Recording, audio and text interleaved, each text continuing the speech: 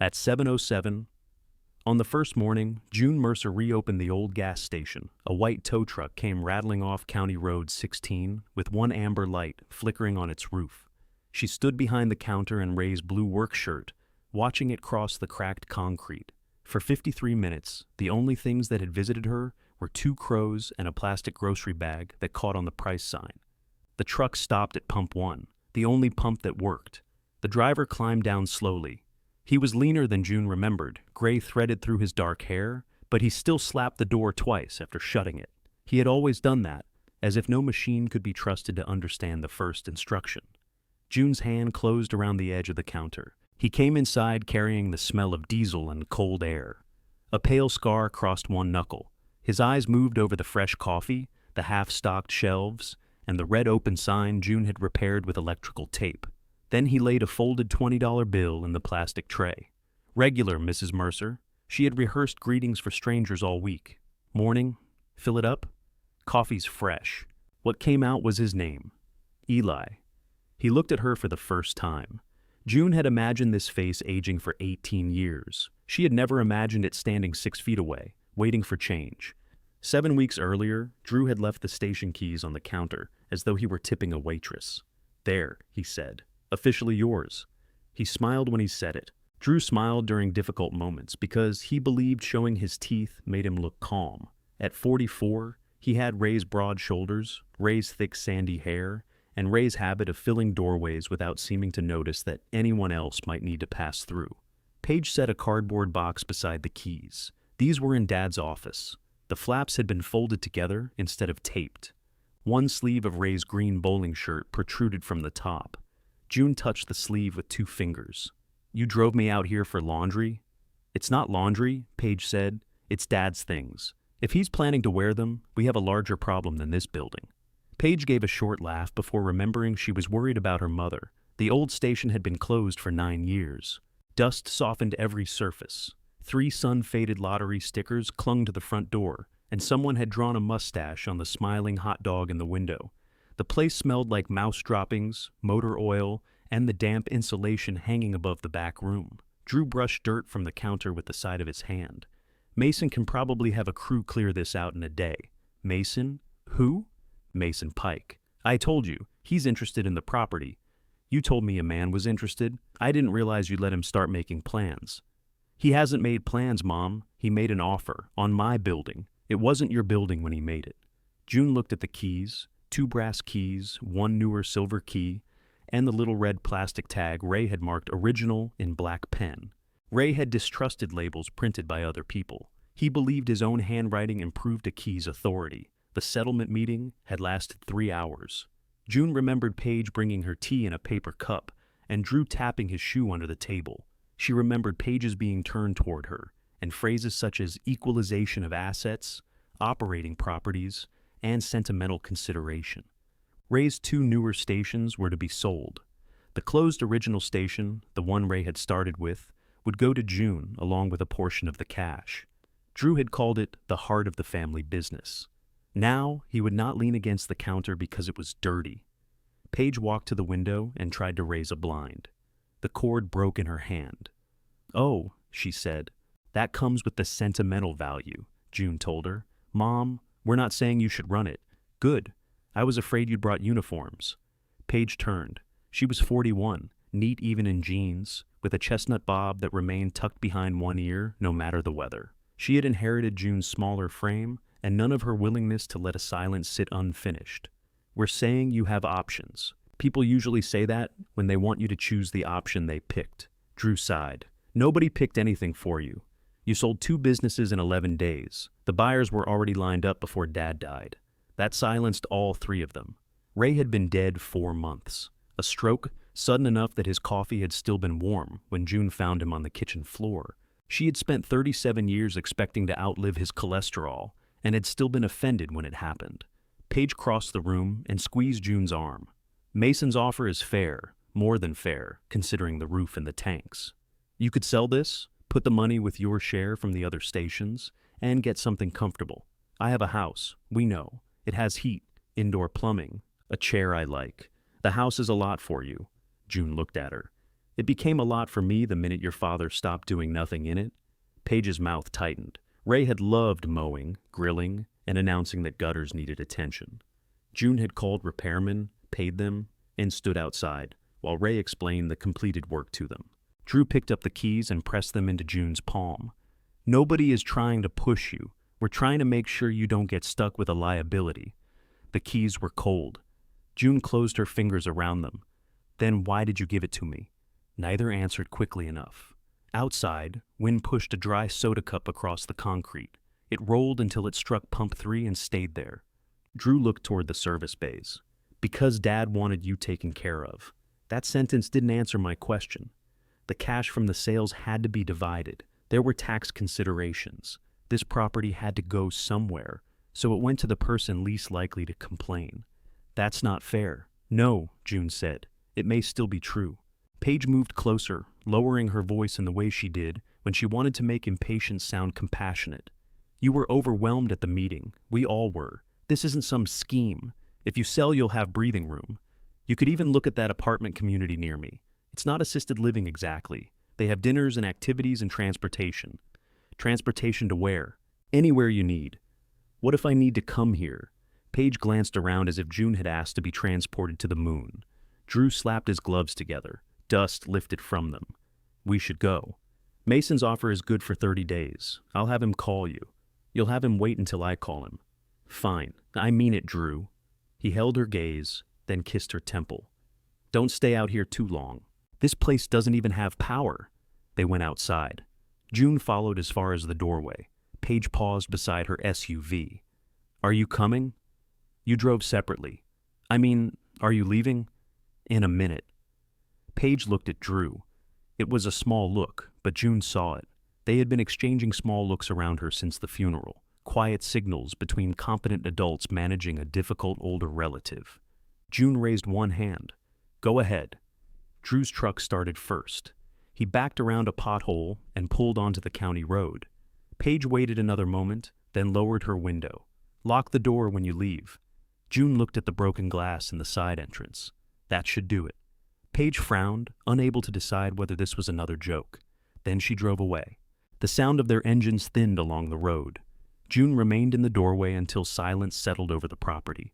It was not peaceful silence. It was the kind that made every small noise feel like evidence. Sheet metal clicking in the sun, a bird scratching inside the gutter, water dripping somewhere it should not have been. She went back inside and opened the box. Ray's shirts lay on top, still carrying a faint trace of his aftershave beneath the smell of cardboard. Under them were 3 framed photographs, a desk calendar from the station's final year, and the wooden plaque employees had given Ray on the business's 25th anniversary. Raymond Mercer, built on service, honesty, and family. June sat on the stool behind the counter. She had ordered that plaque herself. Eli, Navarro had collected $12 from each employee, and June had taken the envelope to the engraving shop because Eli worked the late shift and never had time to go before closing. She turned the plaque face down. In the bottom of the box, she found the old price gun. She squeezed the handle, and a brittle sticker emerged with half the numbers missing. That made her laugh. It was not a pleasant laugh, but it was real, and it loosened something in her chest. June walked through the station slowly. Behind the counter, the shelves were mostly empty. In the storage room, swollen boxes had collapsed into one another. The restroom door stuck halfway open. Someone had left an air freshener shaped like a pine tree hanging from a pipe. Its green faded nearly white. The office was worse. Ray's desk had been removed, leaving a clean rectangle in the grime. 2 filing cabinets stood open and empty. Drew and Paige had taken anything they considered useful before presenting June with the keys. She found the electrical panel and lifted its metal cover. Most breakers had been switched off. Each one was labeled in Ray's writing: lights, pumps, cooler, office, bay. June knew those labels. She had typed every inspection reminder, balanced every fuel delivery, and spent years answering the phone with Mercer Service. This is June. Yet her children had spoken about the station as though it were an heirloom she might display beside Ray's ashes. A gust rattled the loose glass at the side entrance. June went outside and stood beneath the canopy. Weeds reached her calves. Rust stained the bases of the pumps, and the numbers behind their cloudy windows had frozen at old sales. 12.4, $3, 7.0, $8, $19.91. She rested her palm against pump 1. When Ray bought the station, they could not afford a bookkeeper. June had learned. When he added towing, they could not afford a dispatcher. June had learned. When suppliers raised prices, when employees quit, when winter froze the pipes, June had learned. Ray had liked to say he built the business with his own 2 hands. June had spent half her marriage wondering which 2. Her phone rang. Drew's name appeared on the screen. She let it ring until it stopped. A message followed. Mason can meet tomorrow at 10. Just hear him out. June looked toward the bypass in the distance. Traffic moved there in a thin silver line, too far away to hear. County Road 16 remained empty. She told herself the station was dead. She listed the reasons like figures in a ledger.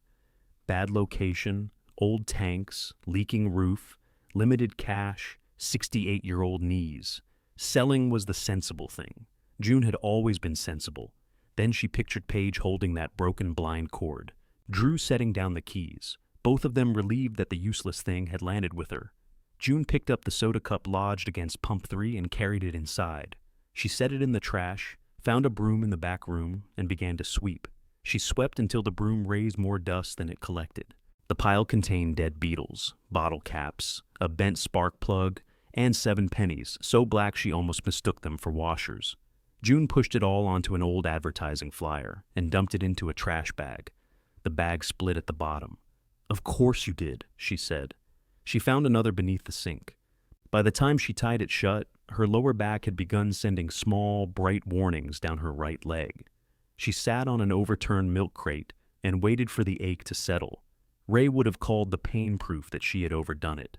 Ray considered any work he did necessary, and any work June did evidence that she should have asked him for help. She left before dark, carrying the box of shirts and the wooden plaque. At home, she placed the shirts in Ray's closet, where 6 more feet of his clothing already hung untouched. The plaque went face down on the dining table. Dinner was crackers, cheddar, and an apple eaten at the sink. June could have heated the chicken Paige had brought 2 days after the funeral, but it was sealed in a freezer container labeled "Mom, good for 1 dinner," as if frozen chicken required instructions. At 9, Drew sent another message. Tomorrow, 10. Mason will be there. June typed, "I said I would call him." She erased it. Then she typed, "If Mason enters my property without permission, I'll charge him admission." She erased that too. The third attempt was simply, "No." Drew answered with a thumbs up. June stared at the little yellow hand. She had once sat beside his bed through an entire night of stomach flu. He had thanked her with less enthusiasm than that, but at least he had used words. At 9 the following morning, she was already back at the station. She had brought rubber gloves, a thermos, a folding chair, and the household toolbox Ray claimed she was always misplacing. The toolbox had been in the same laundry room cabinet for 11 years. She was prying an old sale sign from the counter when a black pickup pulled in. Mason Pike Excavation was printed on the door in gold lettering. Drew's truck came in behind it. June checked her watch. Mason Pike stepped out wearing clean work boots and a fleece vest embroidered with the same gold logo. He was somewhere in his 50s, broad through the middle, with a face that looked naturally apologetic. Drew came toward the door carrying 3 coffees. "I brought peace offerings." "You brought a man I told you not to bring." Mason stopped outside. "Mrs. Mercer, I don't mean to intrude. Then one of us has misread the situation." Drew held up the cardboard coffee tray. "Can we please have a normal conversation? Mason and I are doing very well." Mason looked at Drew. Drew looked at June. June went back to the sale sign. The corner came free with a dry ripping sound. Mason cleared his throat. "I can come another time." "You can have coffee," June said, "since you're standing there." Drew relaxed too quickly. They sat in the front room, June in her folding chair, and the men on milk crates. Drew gave her the coffee with cream and no sugar. It was how Paige drank hers. June took 1 sip. "Whose is this?" Drew checked the cups. "Sorry." He exchanged it for black coffee with 1 sugar. That was closer, although June had stopped using sugar 6 years ago. Mason explained that he wanted the property for a fenced equipment yard. He had highway contracts in 2 counties and needed somewhere to park graders, trailers, and a mobile crusher. He did not care about the store fixtures. He would handle demolition, subject to environmental inspection. "What's your offer?" June asked. Drew leaned forward. "The one in the paperwork is 88, I asked Mason. Mason shifted his cup between both hands. 88,000. And what is an acre going for along this road? It depends on the acre. This one has power, water, commercial access, a canopy, 3 tanks, and a building. It has those things," Mason said carefully. Drew rubbed his forehead. "Mom? The tanks could be a huge liability. That's why the offer is fair. He's taking that risk. If he's taking the risk, why is the offer subject to inspection?" Mason looked down at his coffee. June liked him a little for that. She asked what demolition would cost, what fencing would cost, and whether his highway contracts would bring heavy vehicles past the site. Mason answered what he could. Drew interrupted twice, and the second time Mason told him, quietly, "Let her finish." June liked him more. When Mason was done, she set her untouched coffee on the floor. "It may be a fair offer," she said. "I don't know enough yet to know." Drew opened his mouth. She raised one finger. "If you explain the tanks to me again, I'm going to put you in one." Mason coughed into his fist. Drew stood. "This is exactly what I was worried about." "What is?" "You turning everything into a fight because you're angry at Dad. Your father is dead. He's having a very restful morning. You know what I mean?" "No. I'm trying to make you say what you mean." His face reddened in the same patchy way Ray's had. "You're hurt. You think we pushed you into the settlement, so now you're going to risk your own money proving this place matters. I haven't risked a dime. You're here cleaning it. That was free. Your time isn't." The words caught her off guard. For an instant, he sounded like the boy he had been before Ray taught him that certainty was the same as strength. Then Drew added, "At your age, it shouldn't be." June rose carefully from the folding chair. "Thank you for the coffee." Mason stood too. "Mrs. Mercer, you take whatever time you need. My offer's good through the date on the letter, but if you decide against it, there's no hard feelings." "Does my son owe you money?" Drew went still. Mason blinked. "No, ma'am. Are you partners in anything? No? Did you promise him a fee?" "Mom?" Mason shook his head. "No fee." June believed him. Drew's eagerness had another source, perhaps nothing more complicated than wanting this untidy piece of the estate gone. She escorted them outside. Mason shook her hand. Drew did not. As he reached his truck, he turned back. "Paige is coming by this afternoon."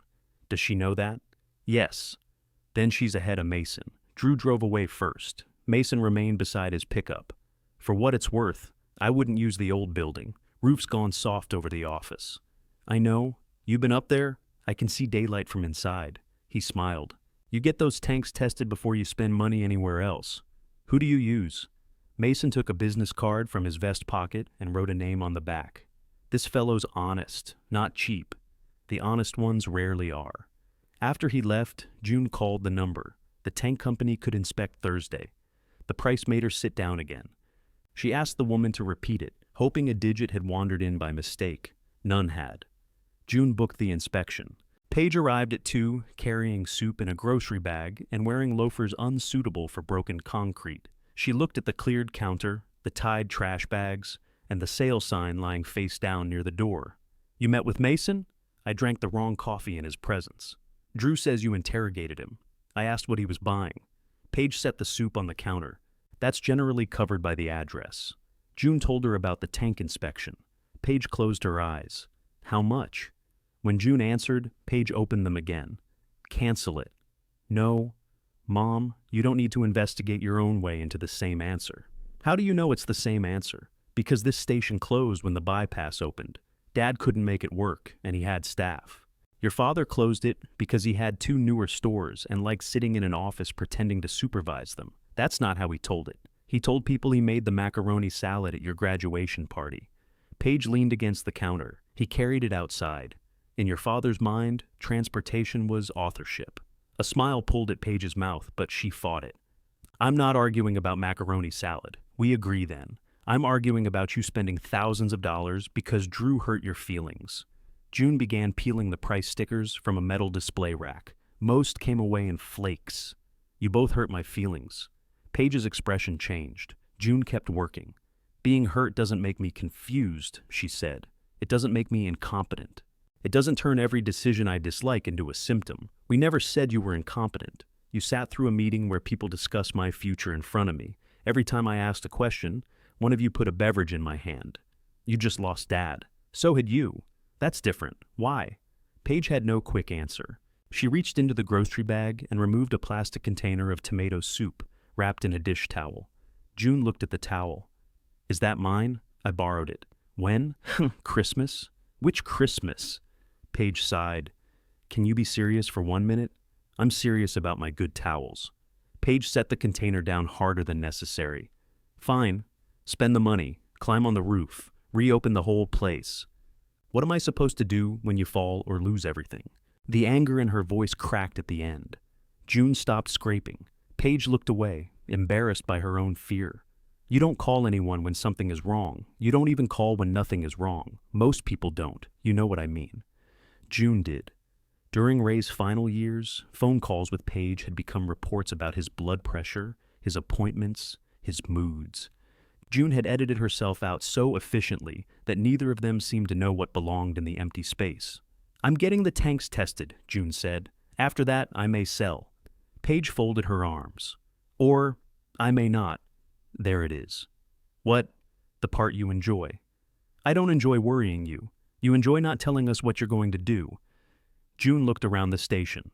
Nobody asked what I wanted to do until I stopped agreeing. Paige picked up her purse. The soup needs to be refrigerated. The refrigerator doesn't work. Then take it home. I know how soup works, Paige. At the door, Paige paused. Drew says the station never made money. Drew was 25 when it closed. He thought any business without valet parking was failing. He said Dad told him. Your father said lots of things. Paige watched her for a moment. You've been saying that differently lately. June's thumbnail caught beneath a sticker. She pulled it free too sharply. Drive carefully, she said. After Paige left, June opened the soup. She found 2 paper cups in an unopened sleeve under the counter, wiped the dust from them, and poured half into each. The soup was cold and thick, but she ate it anyway. The tank inspector arrived Thursday in a van full of hoses, gauges, and equipment June did not pretend to understand. She followed him from pump to pump with a notebook. His name was Franklin Doss, and he had worked on the station once before, years ago. Ray still alive? He asked while fitting a cap to a pipe. No. Franklin stopped. I'm sorry, I hadn't heard. He died in February. Ray was something. June waited. People usually followed that sentence with either good man or real character, depending on how much money Ray had owed them. Franklin tightened the fitting. Never paid an invoice before the 3rd notice. That was because I paid them on the 2nd. Franklin looked up at her, then laughed. I should have known. The inspection lasted nearly 4 hours. One tank had to remain out of service until a corroded fitting was replaced. The other 2 were sound. Pump 1 might be salvageable. The lines would need cleaning, the meters calibrating, and the entire system recertified before fuel could be delivered. Franklin gave her the list without optimism or pity. June preferred him immediately. That evening, she spread the estimates across her kitchen table beside Mason's offer. Roof repair, electrical work, glass, tank fitting, pump service, insurance, initial fuel order, inventory. The total was ugly. Her available cash could cover it only if she used most of what remained from the settlement. Selling the station was still the sensible decision. June turned Mason's offer face down. Through the window, her silver sedan sat in the driveway. Ray had insisted they buy it new 2 years earlier because he liked the heated steering wheel. June had never used the feature. The payment, insurance, and value of the car occupied 3 separate lines in her notebook. The next morning, she drove to a used car lot and traded it for a 10-year-old blue pickup with a dent over the rear wheel. The salesman asked what she planned to haul. Bad decisions, June said. He laughed because he thought she was joking. She drove directly to the station. In the truck bed were 2 buckets of roof patch, a roll of heavy plastic, work gloves, and a new broom. June parked beside Pump 1 and switched off the engine. For a while, she listened to the metal tick as it cooled. Then she called Franklin Doss and told him to order the fitting. Franklin said the fitting would take 5 business days. The roof contractor said 3 weeks. The electrician said he could come Tuesday, which June discovered meant some Tuesday known only to electricians. She began with what did not require anyone's permission.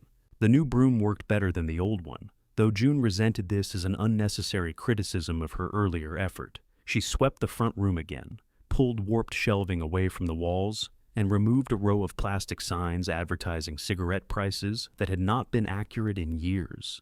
She was dragging a rusted display rack through the door when her right leg buckled, not completely, just enough to make the rack slip and strike the frame with a clang. June stood still, gripping the metal until the pain faded from bright to dull. Then she dragged the rack the rest of the way outside and left it beside the dumpster. She had not rented the dumpster. It belonged to a plumbing supplier half a mile down the road. June had called and asked whether she could use one corner. The owner, a woman named Joni Kessler, said yes if June promised not to put in tires, oil, paint, batteries, fluorescent bulbs, roofing material, appliances, food waste, or anything interesting. That left the display rack and not much else. June looked up at the canopy. One strip of metal trim had pulled loose and tapped gently in the wind. The sound had been irritating her for 2 days. The extension ladder was in the service bay. She carried it as far as the pump island, raised one end, and felt her shoulder protest. She lowered it again. "You win," she told the trim. It continued tapping. At home that evening, she called a handyman whose number was printed on a magnet stuck to her refrigerator. He quoted $40 to secure the trim. For one screw? For the ladder, the truck, the insurance, the screw, and knowing where to put it. June respected the answer. Tomorrow at 8, tomorrow at 10.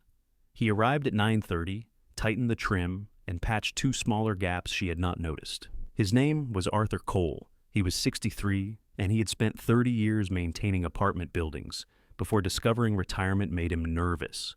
He refused June's attempt to hold the ladder. "If I fall, you call an ambulance. What if you don't fall? Then you write a check." Afterward, he examined the warped service bay door and the broken side glass. He could repair both, but he told June to wait until the roof stopped leaking. "Water always wins," he said. "You just decide how expensive you want to make the victory." June wrote that in her notebook beneath the electrician's number. Drew discovered the truck on Saturday. He pulled in fast enough to send gravel skittering across the pavement, parked beside it, and walked around the dented rear fender. "Whose is this?" "Mine." "What happened to the sedan?" "I traded it." "You traded a 2-year-old car for this?" It came with keys. Drew opened the driver's door and stared at the cracked vinyl seat. "You let some used car salesman rob you. I received the trade value in writing. I checked 2 other dealerships before I signed. The difference is paying for the tank work." He shut the door harder than necessary. "You're spending your settlement." "Yes. On this." June was sitting behind the counter with a calculator and a list of commercial insurance agents. "Most money is spent on a noun. I'm serious. So am I." "You're being vague." Drew came inside. He had dressed for golf, although he had never been patient enough to enjoy it. Ray had joined a country club when the second station began making money. Drew had inherited the membership and apparently the shirts. "What if this doesn't work? Then it won't." "That's your answer?" "It's one possible outcome. You could lose $50,000. I could lose less if you stop quoting imaginary numbers." He planted both hands on the counter. "Mason's offer expires in 3 weeks. I have a calendar." "Did you tell Paige about the car?" "I didn't know Paige had acquired authority over transportation. She worries about you. Paige worries in an organized manner. You become angry and call it worry." Drew straightened. "I'm trying to keep you from wrecking what Dad left." June looked at him. The front room had grown very quiet. Even the birds in the gutter seemed to have paused. "What he left me," she said, "was a closed station you want me to sell and money you don't want me to spend. What part am I allowed to touch? That's not what I meant. Then be less like your father and say what you mean the first time." Drew stepped back as if she had slapped the counter between them. June regretted it before his expression settled, not because the words were false, but because they were exact enough to wound. He walked to the doorway. "You didn't talk like this when he was alive?" "No." "Why not?" She had no answer she could give him. Drew went outside. He stood beside the truck for a moment, looking toward the dead pumps. "Dad said this place bled money the last 2 years. Your father paid himself rent through another company.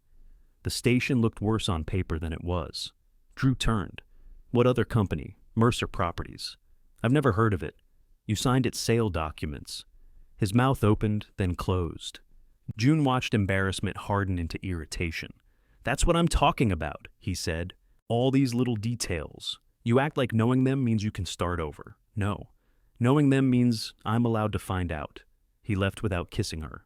The electrician arrived on a Thursday. His name was Carl, and he spoke to the breaker panel in a low, disappointed voice. He found 2 damaged circuits, a junction box full of insects, and a section of wiring in the office that had been chewed bare. "What eats copper?" June asked. "Nothing eats it. They chew the coating. Then, what eats yellow plastic?" Carl looked into the wall, something with bad judgment. He restored power to the front room and one service bay. The overhead lights flickered, hummed, and came on one by one. The station looked worse illuminated. Dusty streaks ran down the walls. Brown water stains spread across the ceiling tiles. The old cooler shuddered when Carl switched on its circuit, made a grinding noise, and began smelling hot. He switched it off. Compressors probably seized. How probably? Enough that I wouldn't leave it plugged in while I went to lunch. June added cooler to the growing list in her notebook. After Carl left, she stood alone beneath the fluorescent lights. She had expected the moment to feel like progress. Instead, the brightness revealed every expense waiting for her. A woman in dark blue scrubs appeared at the open doorway. "Are you open?" "No." The woman looked at the lit ceiling. "That's misleading. I just got electricity." I may have become excited. "I saw the restroom sign from the road." June pointed toward the back. "It works, but the door sticks. At this point in my day, dignity is optional." She disappeared down the hall. June heard the restroom door scrape, followed by a muttered word that suggested the woman had underestimated it. When she returned, she was carrying her shoes in one hand. "Floor was wet?" "No. My feet have filed for divorce." She appeared to be near June's age, perhaps a few years younger, with silver hair twisted into a knot, and deep lines around eyes that looked permanently amused. "You work nights?" June asked. 12 hours at Greene County Rehabilitation, then another 40 minutes home because the bypass backs up by the poultry plant at shift change. June glanced through the window toward the county road. "The plant is on the bypass. The employees aren't. Half of them cut down 16 to avoid the light. 6 in the morning, 6 at night. You'll hear every muffler in the county. The old station had closed before the plant expanded." June picked up her notebook. "How many people?" The woman narrowed her eyes. "You said you weren't open." "I'm not." "Then why are you interviewing my commute? I may open." The woman looked around. Her gaze landed on the exposed wiring, the stained ceiling, and the dismantled display rack. "You may be an optimist. I've never been accused. My name's Marlene Bishop, June Mercer." "I know. This was Ray's place." June waited for whatever judgment usually followed. Marlene only said, "His coffee was terrible. He made it once. After that, he blamed the machine. It tasted like boiled roofing nails. Those were extra." Marlene laughed. The sound filled the empty store with surprising ease. "If you reopen," she said, "put in coffee strong enough for night workers and something to eat that doesn't come from a vending machine. There used to be packaged donuts. There used to be dinosaurs too. We improve or we die." June wrote coffee and breakfast under the plant shift times. Marlene slipped her shoes back on. "You charging for the restroom?" "Not today. Good business model." At the door, she paused beside Ray's wooden plaque. June had brought it back that morning, intending to decide where it belonged. It still lay face down on the counter. "You doing this by yourself?" Marlene asked. "I'm hiring people when I need them. That wasn't my question." June capped her pen. "It's the answer I have." Marlene studied her, then nodded as if June had passed a test neither of them had agreed to take. "Well, thank you for the facilities. I'll buy something next time. Wait until I'm open. It simplifies the tax records." After Marlene drove away, June stood at the window and counted vehicles for an hour. 17 turned off the bypass road onto County Road 16. 6 were pickup trucks. 4 carried poultry plant parking decals. 3 were commercial vans. A rusted sedan slowed enough for the driver to look at the lights. It was not highway traffic. It was not nothing. June called the fuel distributor she and Ray had used years ago. The company had been bought twice since then, but a man named Howard found the old account. "Mercer Service," he said. "That's been inactive a long time. 9 years. You looking for a delivery?" "I'm looking for terms." Howard quoted the minimum order. June looked at her estimate sheet and felt the numbers shift from ugly to hostile. "What if I open with regular only? You can split regular and diesel, but the delivery minimum stays. Can you put less in each tank?" "We can. price per gallon goes up. Of course it does. He explained deposits, scheduling, payment, and the inspection certificate he would need before dispatch. June asked him to email everything. Raymond's still the owner? No. There was a pause at the other end. Sorry to hear that. Thank you. Who's running it now? June looked across the store at the dead cooler and stripped shelves. I am. That night, she recalculated until the columns blurred.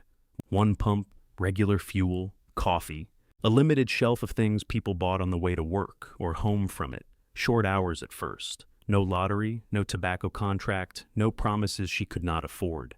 Even the smaller version cost more than she wanted. June opened the hall closet and took out Ray's bowling shirts, jackets, and the navy suit he had worn to every funeral for 20 years. She carried them to the bed in 3 armfuls. In the inside pocket of the suit, she found a peppermint sealed in plastic and a folded receipt from a steakhouse. Dinner for 2, dated 6 years earlier. June remembered the meal. Ray had complained about the price and tipped the waitress 25% because she laughed at his joke.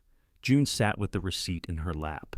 There had been good nights. That was part of the trouble. Cruel men were easier to leave in stories than ordinary men who remembered how you liked your steak and still let you disappear beside them. She folded the receipt again and returned it to the pocket. In the morning, June took the clothes to a consignment shop and a donation center. She kept the green bowling shirt from the box and one heavy work coat that still smelled faintly of gasoline. At the station, Franklin had left a message. The new fitting was installed. Pump 1 had passed its pressure test. June listened twice. Then she turned Ray's plaque over, built on service, honesty, and family. She carried it into the office and placed it on the floor behind the door. When she came back out, the red plastic price numbers were waiting in a crate beneath the counter. June climbed onto the folding chair, removed the old ones from the sign, and began arranging the new price Howard had quoted her. She did not yet have fuel to sell. Still, for the first time in 9 years, the sign was ready to tell the truth. The roofers arrived before June had finished the second row of numbers. There were 3 of them, all wearing shirts from different construction companies. Their foreman, Darnell Price, studied the building from the parking lot and said, "You've got water traveling. Does it have a destination?" "It'll find one." That's what Arthur said. "Arthur Cole? You know him?" "He tells everybody water wins. He may be collecting royalties." Darnell's estimate covered repair rather than replacement. The roof over the office had to be opened and rebuilt in one section, but the front room and service bays could be sealed. It would buy her several years if she kept the drains clear and paid attention after storms. Several is a suspicious word, June said. So is forever. She hired him. The work consumed 3 loud days. Dust drifted from the ceiling despite the plastic sheets Darnell hung. June cleaned at the end of each day, then returned each morning to find a new layer. She began to suspect dust reproduced when left unsupervised. The cooler could not be repaired for a reasonable price.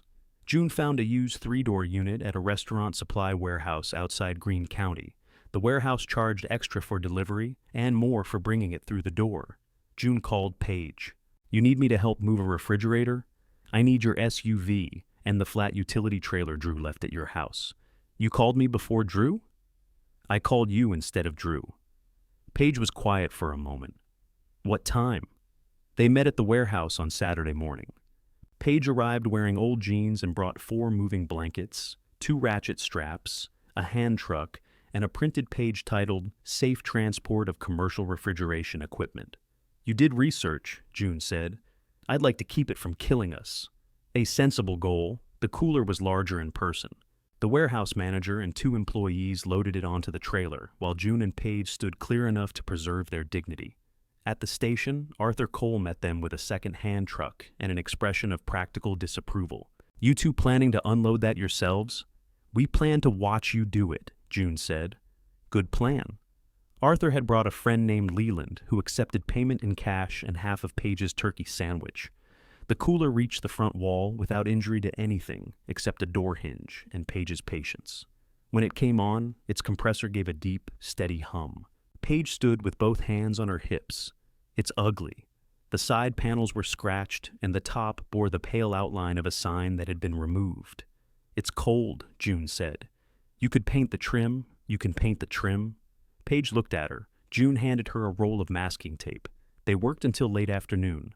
Paige painted the cooler trim dark red while June washed the shelves. Neither mentioned Mason's offer or the sedan.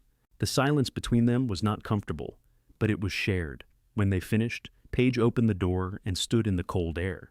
"What are you putting in here? Milk, water, soda, sandwiches?" "What kind of sandwiches?" "The edible kind. You need options. People who require 6 kinds of mustard have gone to the bypass." Paige smiled. A streak of red paint crossed her forearm. "This is completely unreasonable. The cooler, all of it." June set a wire shelf into place. "Probably, and you're doing it anyway." "Yes." Paige nodded, as if an honest bad answer troubled her less than a reassuring one. Before leaving, she took the soup container from the counter and returned June's dish towel, freshly washed and folded. The first grocery delivery arrived 4 days later. June had ordered conservatively. Even so, the cases filled more floor than she expected. She was cutting open a box of crackers when an old maroon station wagon pulled beside the door. A narrow man in a tan cap got out and peered through the glass. "You selling yet?" he asked. "Not today." "You taking advice?" "That depends on the price. Free, then probably not." He introduced himself as Vernon Tate. He had delivered snack foods and bottled drinks to convenience stores for 32 years before retiring. He had known Ray, although he made no comment about whether this had been pleasant. Vernon walked among the unopened cases with his hands clasped behind his back. "Too many cheese crackers," he said. "They're shelf-stable. They're shelf-permanent. You'll be buried with those." He pointed at the bottled sweet tea. "That'll move. Plain water, too. Orange soda won't, except Fridays." "Why Fridays?" "People make bad decisions on Fridays." He examined her order sheet. June should have resented him. Instead, she found herself writing in the margins. "You don't have work gloves," Vernon said. "It's a food order. You've got 2 service bays and a poultry plant down the road. Gloves, hand cleaner, phone chargers, headache powder. I can't stock everything. Don't. Stock what gets forgotten." He tapped the case of cheese crackers. "Nobody forgets those. They avoid them on purpose." June asked how he knew about the plant traffic. "Used to run this road before the bypass. Still meet a few fellows for breakfast at Delaney's. Traffic's come back some. Not enough for a big operation. I'm not building a big operation." Vernon looked toward the single pump Franklin had restored. "That's good, because you don't have one." He bought nothing because June's register was not yet active. Before leaving, he gave her the name of a local bakery that sold breakfast biscuits by the tray and did not require a large order. "Tell them Vernon sent you," he said. "Will that lower the price?" "No." "They'll charge you extra for listening to me." June called the bakery. Mason's offer expired on a Monday. He telephoned that morning, not Drew. "I wanted to check in before I closed the file," he said. June was sitting on the service bay floor, sorting hand tools Ray had left behind. "I'm not selling." "All right. That's all. That's all. You don't want to warn me about the roof? You fix the roof. You've been watching, I drive past." June waited for pressure that did not come. Mason said, "If you change your mind later, you can call. Might not be the same number. That's fair. I hope it works out." "Why?" He laughed softly. "Mrs. Mercer, I wanted a parking yard. I didn't take a vow against gas stations." Drew called less than 10 minutes later. "You turned it down." "Yes, you didn't even counter." "I'm not selling. A counter offer would confuse the issue." "What did you spend already?" June tightened the lid on a jar of screws. "That's private. It's family money. It became my money when you gave me the liability." "I never called it that." "You did repeatedly. You just used longer sentences." Drew breathed into the phone. Behind him, she could hear restaurant noise and the clatter of dishes. "You think this is revenge," he said. "I think it's a gas station. You want Paige and me to feel guilty. Are you feeling guilty?" "No." "Then it's not working." He hung up. June remained on the floor, phone in her hand. The jar of screws was labeled mixed, an admission Ray would have hated. He had sorted hardware by size and then borrowed replacements without returning them. She finished the tools and went back to the front room. The bakery delivered 12 biscuits for a trial run. June bought a commercial coffee machine, cups in 3 sizes, sugar, cream, and lids that did not fit any of the cups. She exchanged the lids. The replacements fit the medium cups, but cracked when pressed onto the large ones. She eliminated the large size. Marlene approved. "Nobody needs that much coffee at once," June said. "Nurses do. Nurses can buy 2. That's predatory. It's retail." Marlene had begun stopping on her way home, sometimes to inspect progress, and sometimes because she appeared to enjoy sitting on a milk crate while June worked. She never offered to help unless June asked. June appreciated that more than she said.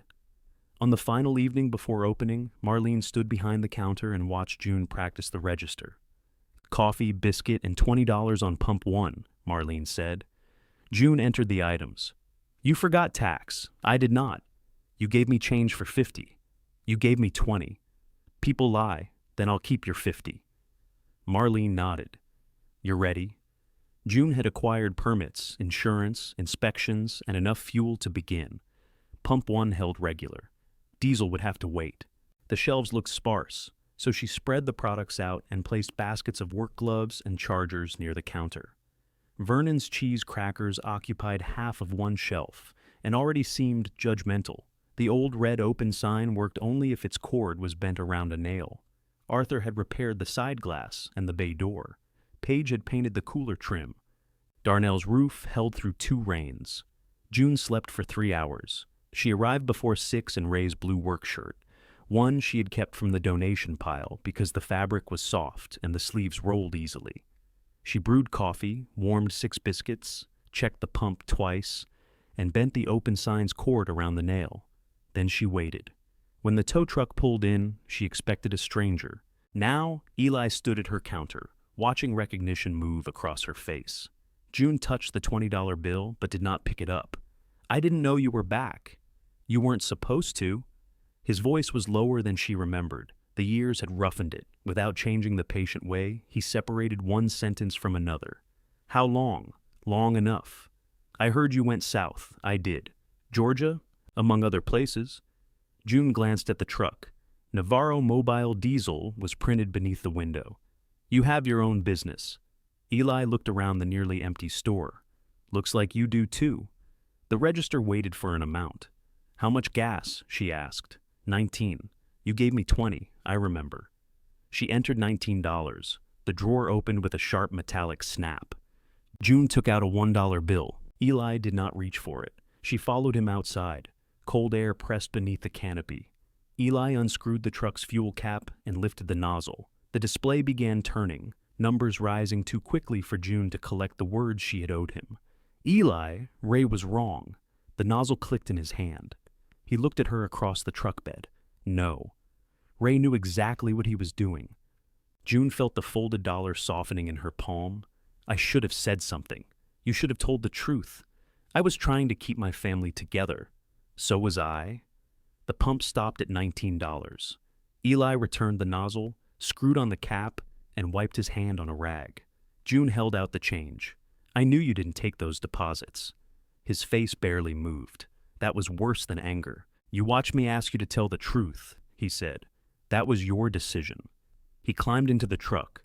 June stood beside pump 1 with the dollar extended until the engine started and the tow truck rolled back toward the road.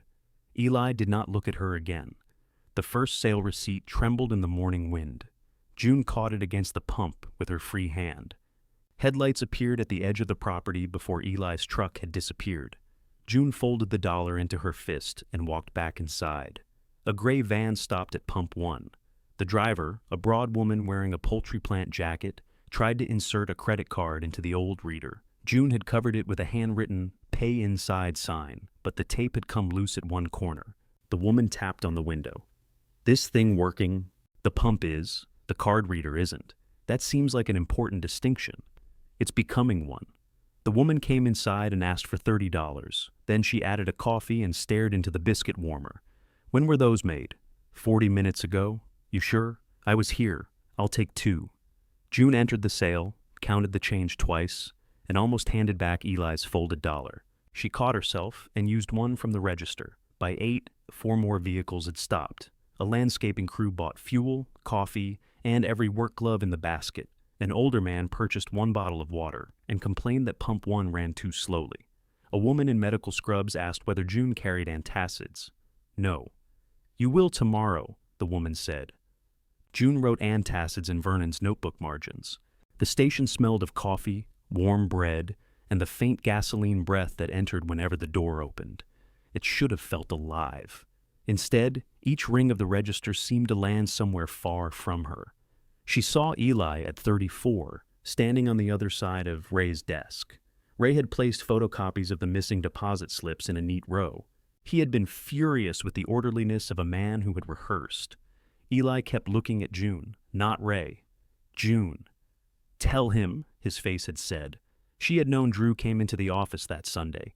He had been desperate for money and ashamed to ask again. Ray found the deposit bags missing Monday morning. Before lunch, he told June he had handled it. Handled it meant the money was replaced. Handled it meant Drew's name would not enter the conversation. Handled it meant someone else's did. Eli had said, "Mrs. Mercer, you know me." June had looked down at the photocopies. At noon, Marlene came through the door with wind-reddened cheeks and announced, "Your sign is crooked. It's open. It can be both." She poured coffee into a medium cup and tested a lid. "This one fits." "I'm disappointed. I had a speech prepared." June took her money. Marlene watched her close the drawer. "You look terrible. I've been open 6 hours. I've worked 12 and still feel qualified to judge. Congratulations." Marlene carried her coffee to the end of the counter but did not leave. "Something happen?" "My first customer came in. That's generally the plan." It was Eli Navarro. Marlene's teasing expression faded. "Ray's mechanic? You remember him?" Everybody remembered Eli. "He got my car out of a ditch during an ice storm and wouldn't take money because I was wearing hospital scrubs. Rehabilitation center. I worked at County Memorial then." June straightened the receipt paper. Marlene lowered her voice. No one else was in the store, but it was the kind of thing people did when speaking near an old wound. "I heard he stole from Ray. He didn't." The words entered the room more easily than June expected. Marlene set down her coffee. Did they find out who did? June pulled a cloth from beneath the counter and wiped a clean section of laminate. "Ray was wrong. That isn't what I asked. It's what I can tell you." Marlene studied her face. "Is that what you told Eli?" "No." "Maybe start there." "I told him I knew." Marlene's mouth parted. She closed it again. The next customer entered before either woman could say more. Marlene picked up her coffee and moved aside. She stayed until the man had paid, then touched 2 fingers to the counter. "I'm not going to tell anybody," she said. "Thank you." "That doesn't make what you told me smaller." "I know." Marlene left without taking a biscuit. At closing, June counted the register. It was $11 short. She counted again. The same $11 remained missing with remarkable confidence. June spread the receipts across the counter. One cash fuel sale had been entered as a credit payment. She had given a man too much change. A coffee appeared on a receipt as a bottle of tea. Eli's sale sat near the bottom of the pile. Regular, $19.00. Cash tendered, $20.00. Change due, $1.00. The dollar remained in her shirt pocket. She smoothed it beside the receipt, then placed both in the cash drawer rather than correcting the count. The shortage became 10. Day 2 began with a burned batch of coffee and 3 customers waiting for biscuits that had not arrived. The bakery driver had written the wrong delivery day. June sold packaged donuts and apologized without offering them free. Vernon came in at 9, wearing the same tan cap. "You're out of gloves. I sold them. That's usually what out means." "You were right. I know. It's a burden." He examined the shelves, turning bottles so their labels faced forward. The cheese crackers remained untouched. June slid them toward him. "Free. I don't take charity. They're an honorarium." "For what?" "Being right." He took one package. "In that case, I'm owed the case." Vernon showed her how to arrange drinks so customers could see when a row was low. He advised her to put antacids beside the headache powder she had purchased that morning. When June told him the register had been short, he sat on a crate and reviewed the receipts without making her feel as if he were checking a confused woman's work. "You need a paper clip for fuel receipts," he said. "A paper clip will locate $10? "No, but it'll stop you from making 4 piles when you meant to make 3. He found a credit card fee June had counted incorrectly. $2 remained unaccounted for. "Price of opening?" Vernon said. "I prefer the price listed in advance. So does everybody." The station's first week ended with a small profit before June included the roof, cooler, pump repairs, insurance, inventory, fuel, electricity, and anything resembling her own wages. Once those were included, the profit became theoretical. Still, people came. Plant workers learned her coffee was fresh at 6. Nurses and aides stopped on their way home. Utility crews used the wide concrete apron to turn their trucks around and often came inside.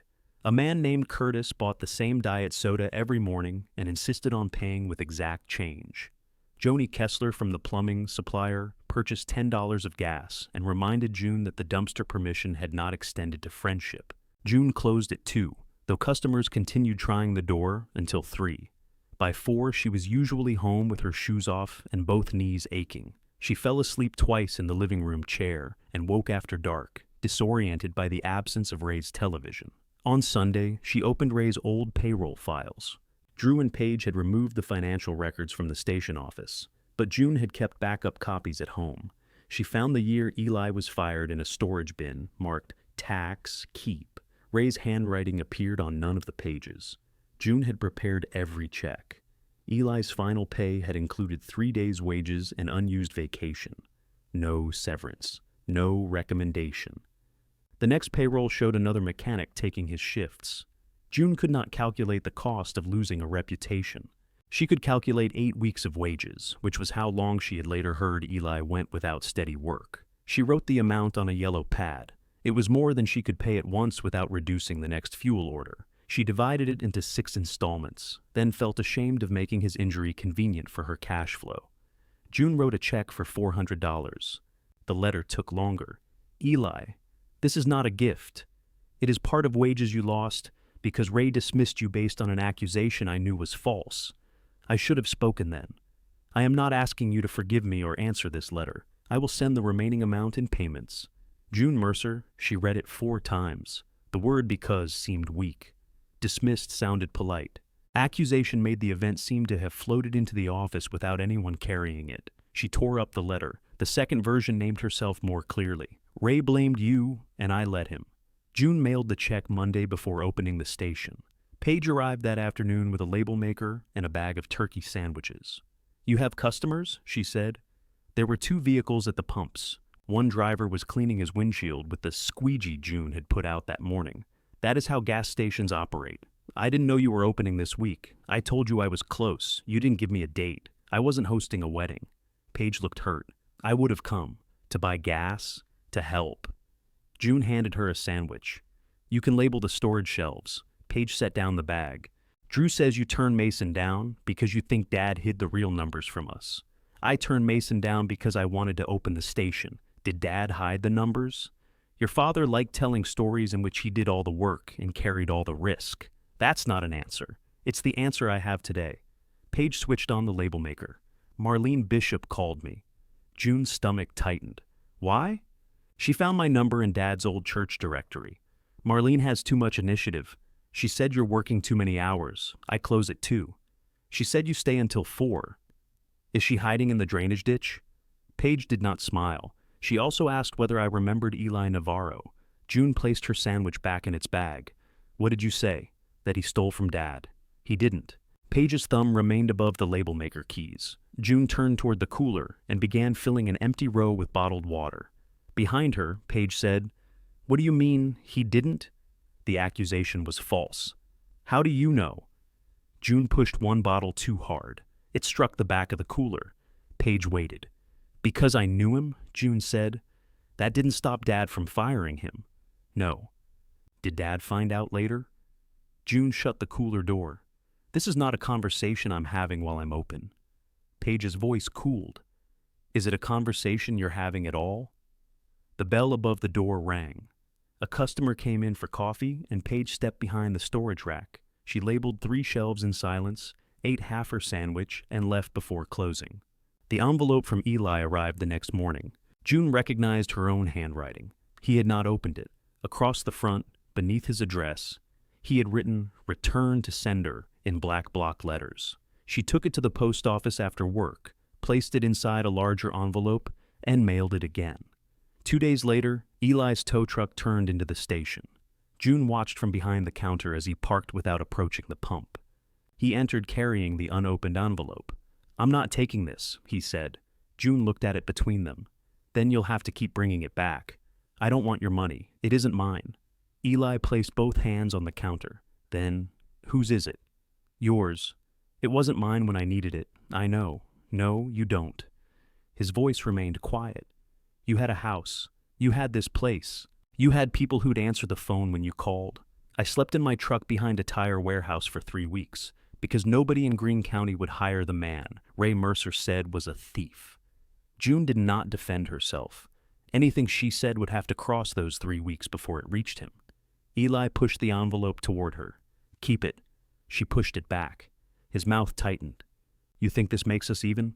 No. You think it proves you're sorry? No. Then what are you doing?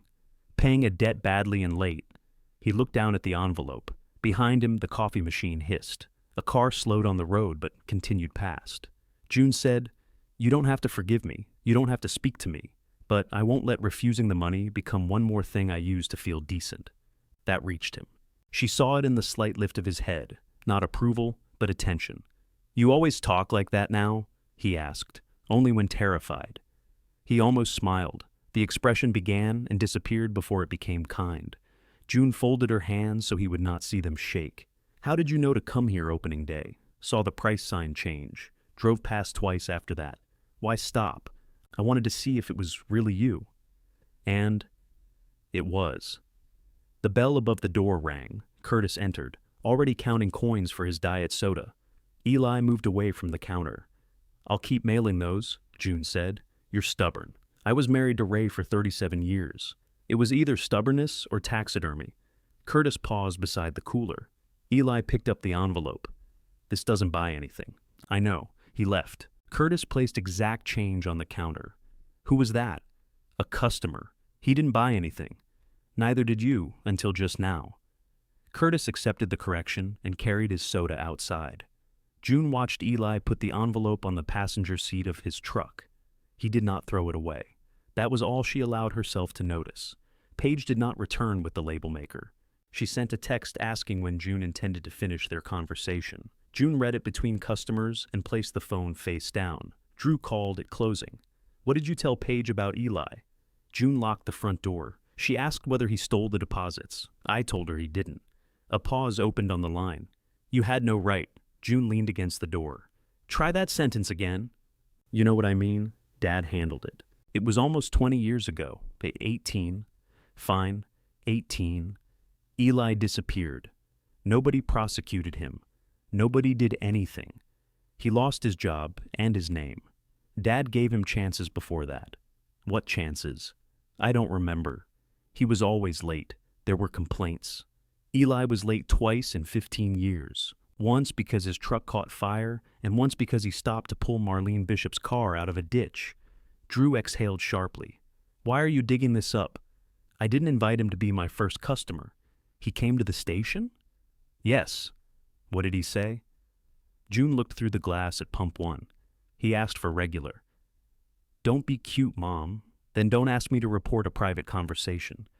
It isn't private if you're talking about me. I didn't tell Paige about you. Another pause. This one was shorter and more dangerous. There's nothing to tell. Then why did you call? Drew ended the call. June stood with the phone against her ear until the empty line began to beep. She did not tell Paige because she was protecting Drew. The recognition came without mercy. June could dress the silence in better clothing. This was not the place. Paige was already upset. The truth belonged in person. But beneath every excuse was the same old instinct. Keep the family together. Move the harm outward, she called Paige. Her daughter answered after 4 rings. Are you closed? Yes. Then can we talk? Not over the phone. Paige went quiet. Is Drew involved? June closed her eyes. I'm asking you to come Sunday evening, she said. Both of you. That sounds like yes. It means come Sunday. I have plans. Change them. You don't get to disappear inside jokes for a month and then order me to your house. No, I don't. Paige seemed unprepared for agreement. June continued. Come if you want the answer. Don't if you've decided you already have it. She hung up before fear could improve the invitation. Sunday came with freezing rain. Paige called at 4 to say the roads were getting bad and they should postpone. Drew never called. June spent the evening with a pot roast that could have fed 5 and raised payroll files stacked beneath the dining room chair. By Monday, the temperature had fallen into the teens. Pump 1 began stopping at $7. The first driver came inside, and said the nozzle was broken. June reset the pump and tried it herself. Fuel flowed for several seconds, then clicked off. She adjusted the nozzle angle. It stopped again. Vernon arrived while 2 trucks waited beneath the canopy. "Cold does that sometimes," he said. "Cold does lots of things. I need a noun, vent, valve, vapor, pick one. You don't know? Not knowing has never stopped me from talking."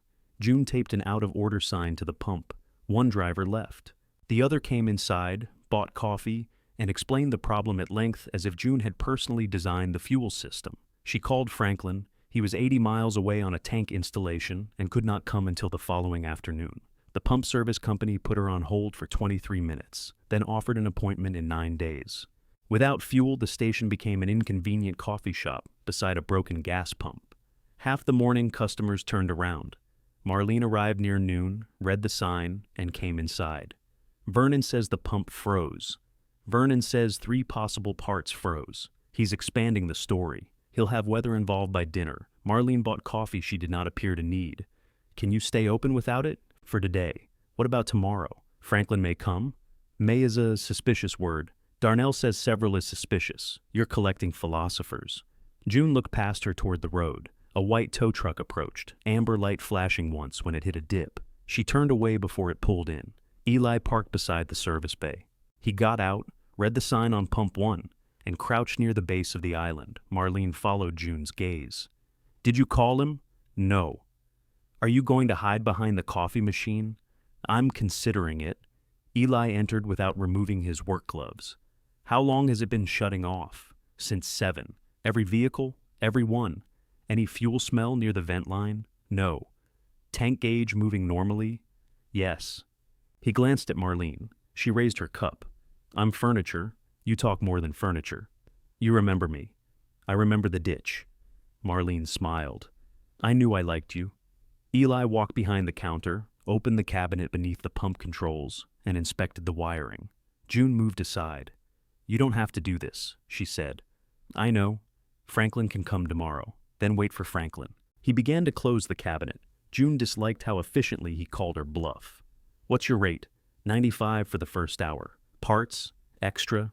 Do you guarantee it?" "No." "Then you learned something from Ray." Eli looked at her. "I learned a lot from Ray." The words landed without heat, which made them harder to dodge. June nodded toward the cabinet. 95. Eli spent 20 minutes at the pump, then opened the access panel near the vent assembly. Ice had formed where an aging gasket allowed moisture into a pressure line. He thawed it, cleaned the connection, and made a temporary seal. "It'll work," he said, "but the gasket needs replacing. Do you have one?" "Not for this model. Can you get one?" "Yes." "When?" "Tomorrow afternoon." June looked at the road. 2 vehicles had already slowed, seen the sign, and continued. "What does emergency delivery cost?" $20. "Bring it." Eli removed the out-of-order sign and pumped $5 of gas into his truck to test the flow. The nozzle did not stop. Inside, June rang up the fuel. 95 service, 20 emergency delivery, 5 regular, she said. "Plus the gasket tomorrow. Invoice me. I don't extend credit, neither do I." He reached for his wallet. "I meant send an invoice and I'll pay it when the part is installed." "I know what you meant." June waited. Eli placed a $5 bill on the counter for the gas. Coffee, too. She filled a medium cup. He took it black. He had taken it black at 34, but June refused to make meaning from that. "What did you do with the check?" she asked. "None of your business. It cleared this morning." "Then you know. You deposited it. That's how checks clear." Marlene made a thoughtful sound from her place by the cooler. June handed Eli the coffee. "You could have told me. You said I didn't have to answer. You remembered that part." "I remember most things." Eli took the cup and walked toward the door. June said, "There are 5 more." He stopped but did not turn. "Send them if you need to. It's not about what I need. That's what people say when it's exactly about what they need." He went outside. Marlene waited until the tow truck left before speaking. "Well?" June picked up the out-of-order sign and folded the tape against itself. "What?" "He charged you full rate." "He should have, and you paid it. I will when he invoices me." Marlene sipped her coffee. "That might be the healthiest conversation I've seen in years. Most of yours occur at 4 in the morning. People are honest at 4 in the morning. People are delirious. Same neighborhood. The gasket arrived the next afternoon. Eli installed it, tested the pump, and handed June a printed invoice from Navarro Mobile Diesel. The charges were itemized to the cent. At the bottom, beneath the total, he had written, "Payment due upon receipt." June wrote the check while he waited. As she tore it from the book, Eli glanced toward the service bays. "You using both of those?" "No." "What's in the far one?" "Old equipment. Leaks less than the near one." He walked to the window and looked through the dusty bay glass. "Heat work?" Carl restored it. "I haven't tested it." Eli took the check. June expected him to leave. Instead, he stood there a moment longer, studying the bay he had once slept in during a flood. "How much to rent it?" he asked. "That depends," June said. "Why do you want it?" Eli kept his attention on the bay window. "The lot I'm leasing changed owners. New owner doesn't want repairs done there. You said mobile diesel. I'm mobile. Transmissions aren't. How much space do you need?" "The far bay, room behind it, outside parking for 2 trucks. I bring my own tools. I carry my own liability insurance. You've considered this." "I consider most things before asking." June heard the comparison he had not made. "The bay hasn't been used in 9 years. I can see that. There may be roof leaks. You said the far one leaks less. Less is not none." Eli walked through the service door and switched on the bay lights. 2 tubes flickered awake. The third remained dark. The lift occupied the center of the floor, its steel arms lowered and furred with dust. A wheel balancer, a rusted parts washer, and 3 metal cabinets crowded the rear wall. Ray had removed the valuable equipment when he closed the station, leaving behind anything too heavy or too troublesome to sell. Eli tested the lift controls. Nothing happened. "Breakers off," June said. "I'd replace the lift anyway." "With what?" "My own." She watched him measure the bay with his eyes. He did not touch more than necessary. 18 years earlier, he had moved through the station like a person who knew every object belonged partly to him, because his hands had kept it working. Now he stood like a prospective tenant. "How much were you paying at the other lot?" she asked. "600, for outside space, and a storage shed." June looked at the stained floor and dead light. 400, no. She had expected negotiation, not refusal. Too high, too low. "I'm sorry, I don't want a favor. It isn't a favor. The bay needs work, 550 plus a third of the electricity. Month to month until we know if the arrangement works. It's my property." "Then say 6, 500. You pay a third of electricity after the first month. I'll repair the overhead light and clear the room behind the bay. Anything else you improve stays unless we agree in writing." Eli considered. "Separate locks. Yes. No Mercer name on my invoices or sign. I wasn't offering it." His gaze returned to her. "Good." June held out her hand. 500. Eli removed his work glove before shaking it. His palm was rough and cold. The contact lasted no longer than an agreement required. "I'll bring a lease," June said. "I'll bring one. It's my building." "That's why I'm bringing one."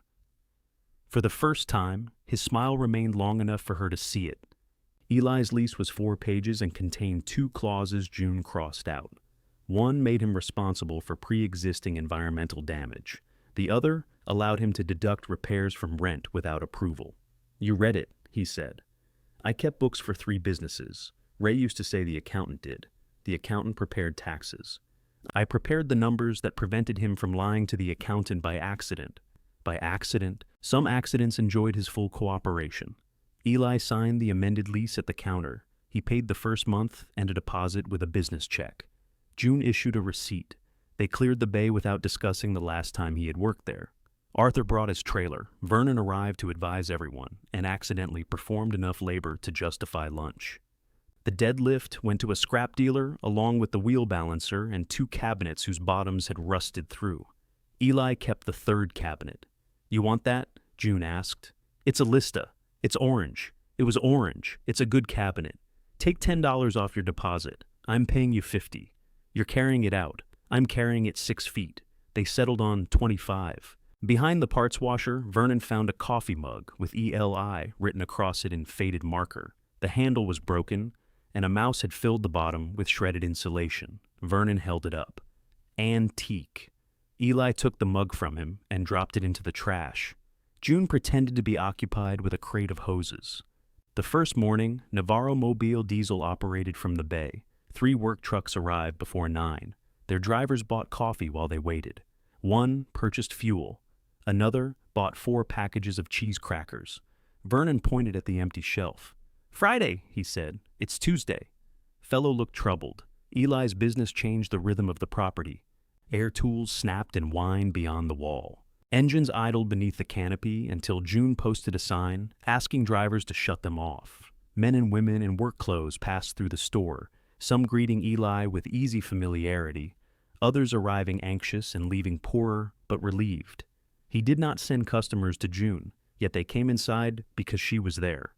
At noon, Eli entered and placed a stack of invoices on the counter. "You have a copier? In the office. Can I use it? 10 cents a page." He reached for his wallet. That was a joke. Your jokes need signs. June showed him the copier. Ray's plaque still stood on the floor behind the office door, partly hidden by a carton of receipt paper. Eli saw it, built on service, honesty, and family. He read the words without bending to pick it up. "I ordered that," June said. "I remember. You collected the money. I remember that too." She could have explained why it was on the floor. Any explanation would have asked him to approve where she put her shame. "The copier takes a minute to warm up," she said. Eli copied his invoices and left without mentioning the plaque again. June wrote the second restitution check that afternoon. She did not include a letter. Eli deposited it 2 days later. Paige came on Sunday while June was stocking the cooler. She stood near the door, listening to the impact wrench in the far bay. "You rented to him?" "Yes." "You told me he didn't steal, and now he's working here. He works for himself. Does Drew know? He has eyes. He drives past." Paige removed her coat, but kept it folded over one arm. "He won't come to your house for the conversation. Then there won't be one. That's convenient." "No. You're the one who said both of us had to be there. Because the truth belongs to both of you." Paige stared at her. "You are protecting him." June placed a row of milk bottles in the cooler. "I'm trying not to turn his past into a story I tell behind his back. Did you give Eli the same protection?" The cooler motor hummed between them. Paige's anger had sharpened. June was surprised to feel something beneath her own discomfort that almost resembled pride. Her daughter was no longer trying to manage her. She was pressing where the answer hurt. "No," June said. "Why not?" "Because Drew is my son." And Eli wasn't. He was an employee. Paige laughed once without humor. "That is not how you and Dad talked about him before the money disappeared." June shut the cooler door. Paige continued. "He ate at our house. He fixed my first car for free. Dad called him the son who listened." In the bay, the impact wrench stopped. June lowered her voice. "This isn't the place." "Where is the place?" "Not the phone. Not your house unless Drew agrees. Not here because Eli might hear. You keep choosing rooms where the person you're protecting isn't standing." June had no answer. The service door opened, and Eli entered carrying a grease-stained invoice. He stopped when he saw Paige. She looked older than the version of her he would remember. He looked older than the man she had been told stole from her father. The years between them seemed to gather in the front room. "Eli," Paige said. "Paige, I heard you were back. I heard you heard." Paige glanced at June. "I'm trying to understand what happened." Eli placed the invoice near the register. "Ask your mother." "I did. Then wait until she answers." He returned to the bay. Paige watched the door close. "Does he know?" "Yes." "Know what?" June reached for a case of bottled water, though it did not need moving. Paige stepped into her path. "Was it Drew?" June went still. Her daughter's face changed before June spoke. The answer had arrived through the silence. "Oh my God. Paige, it was. I said I would tell both of you. You just did." Paige grabbed her coat and headed for the door. June caught her wrist. Paige looked down at June's hand. "Don't call him angry," June said. "Why? Worried he'll feel bad?" "I'm worried you'll say something you can't unsay. That seems to be the only kind of thing anyone says in this family." She pulled free and left. June went behind the counter and listened for Paige's SUV to start. The engine revved, then settled. Gravel snapped beneath the tires as she drove away. Eli remained in the bay for another hour. When the last truck was gone, he entered with his keys. "I didn't hear everything," he said. "Enough?" Enough? I'm sorry. For what part? June looked at him. It was not a cruel question. That made it harder. For letting you be here when she found out. For making this place yours again, and then bringing my family mess into it. You didn't make it mine. No. I rented a bay. The boundary was clear, and June accepted it. Eli placed $5 beside the register. Coffee and the turkey sandwich. The sandwich is $6. It was $5 yesterday. I improved the lettuce. He added $1. At the door, he said, Paige was always going to figure it out. That doesn't make my silence right. No? He put on his cap. But at least this time, it failed faster. Drew arrived before opening the next morning. He parked across Pump 1 and left his truck running. June had just unlocked the front door. She turned the sign to closed again before he entered. You told her, he said. She guessed. And you confirmed it. I didn't lie. You managed it for 18 years. His face was pale beneath the anger. He looked less like Ray than he had the day before. June stepped behind the counter, not for protection, but because she needed something solid between them. Turn off your truck. What? You're blocking the pump. This matters more than your pump, not to the people who need gas. Drew stared at her. Then he went outside, moved the truck beside the building, and shut off the engine. When he returned, Eli was standing in the open bay door. Neither man spoke for several seconds. Drew's attention moved from Eli to the Navarro Mobile Diesel sign mounted beside the bay. You're renting to him. Yes. Drew looked at Eli. This what you wanted? Eli wiped his hands on a rag. I wanted to go to work. You stay out of my family. Eli folded the rag once. Your family put my name in its mouth first. Drew turned toward June. Get rid of him. No, you're choosing him over me. I'm choosing not to throw someone out because you're uncomfortable. Same thing. Drew walked out before she could answer. June watched him cross the concrete alone. He opened his truck door, but instead of getting in, he gripped the roof with both hands and lowered his head. For one dangerous moment, she almost went to him. Then Pump 1 chimed, signaling the first customer of the morning, and June turned toward the register. The customer bought $20 of gas and a bottle of orange soda. It was Wednesday. June resisted the urge to tell Vernon. By 9, Drew's truck was gone. Eli worked in the bay with the overhead door partly lowered against the wind. Neither mentioned what had happened. Paige sent one message near noon. He admitted it. June read the words while the register drawer stood open. A customer waited for change. Ma'am? June gave him $4. You owe me 9. She apologized and corrected it. After he left, she closed the register and sat on the stool. Paige sent nothing else. June wrote, Are you all right?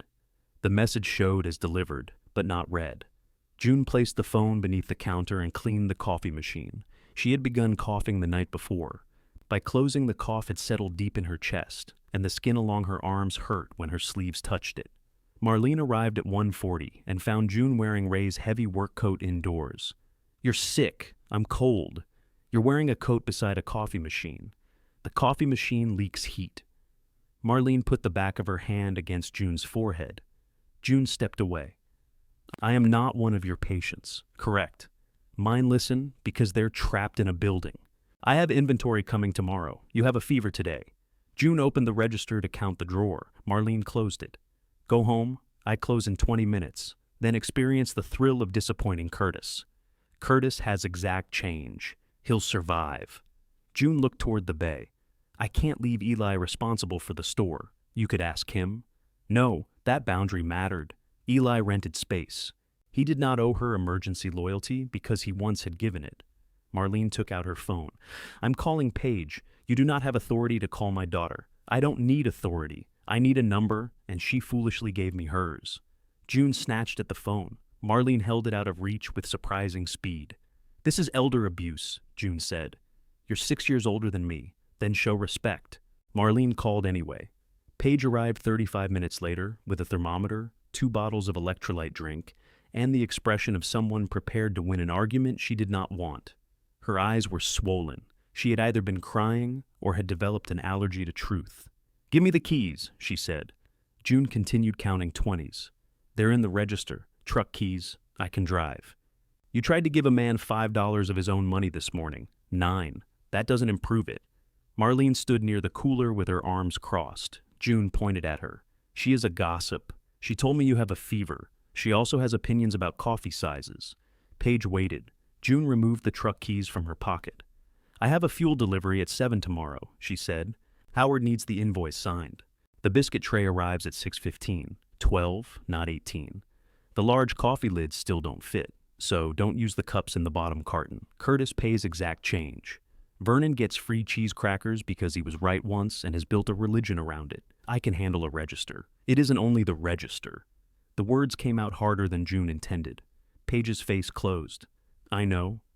June did not know how to repair the sentence while fever made the room tilt slightly to the left. Eli entered from the bay. He took in Marlene, Paige, and June's coat. You look bad, he said. Everyone has become a doctor. I was speaking aesthetically. Marlene smiled. I knew I liked you. Eli took June's keys from Paige. I'll drive her. You stay here. June objected, but the objection lost energy halfway through. Eli held the door while she walked outside. His tow truck smelled of coffee, clean rags, and the sharp peppermint gum he had always chewed while working. June climbed into the passenger seat without looking for the envelope. The space where she had seen it weeks earlier held a box of filters. Eli drove carefully. You don't have to come inside, June said when they reached her house. I wasn't planning to. Good. He switched off the engine. June opened the door, but remained seated. The cold air felt better against her face. Paige knows, she said. I heard. Drew admitted it. Eli looked through the windshield. Good. She's angry with me. Also good. June almost laughed, which became a cough. Eli waited until she finished. You want me to tell you it'll pass? No. Then go inside. She climbed down. He stayed until she unlocked the front door, then drove away without waving. June slept for 14 hours. When she woke, the truck was in her driveway. Eli must have returned it. On the kitchen counter sat tomato soup, fever medicine, and a note from Marlene stating that June was forbidden to operate heavy machinery, gas pumps, or conversations until her temperature remained normal for 24 hours. Paige had added a second note beneath it. The delivery came. We did not explode. June telephoned the station. June's service, Paige answered. You said the name correctly. What else would I say? Mercer Service. There was a pause. I saw the old sign in the office, Paige said. June sat at the kitchen table. How is the register? Balanced? To the penny? $2 over. That is not balanced. It's closer than short. Where's Vernon? Standing in front of me, eating your profits. Vernon's voice sounded in the background. I was right twice.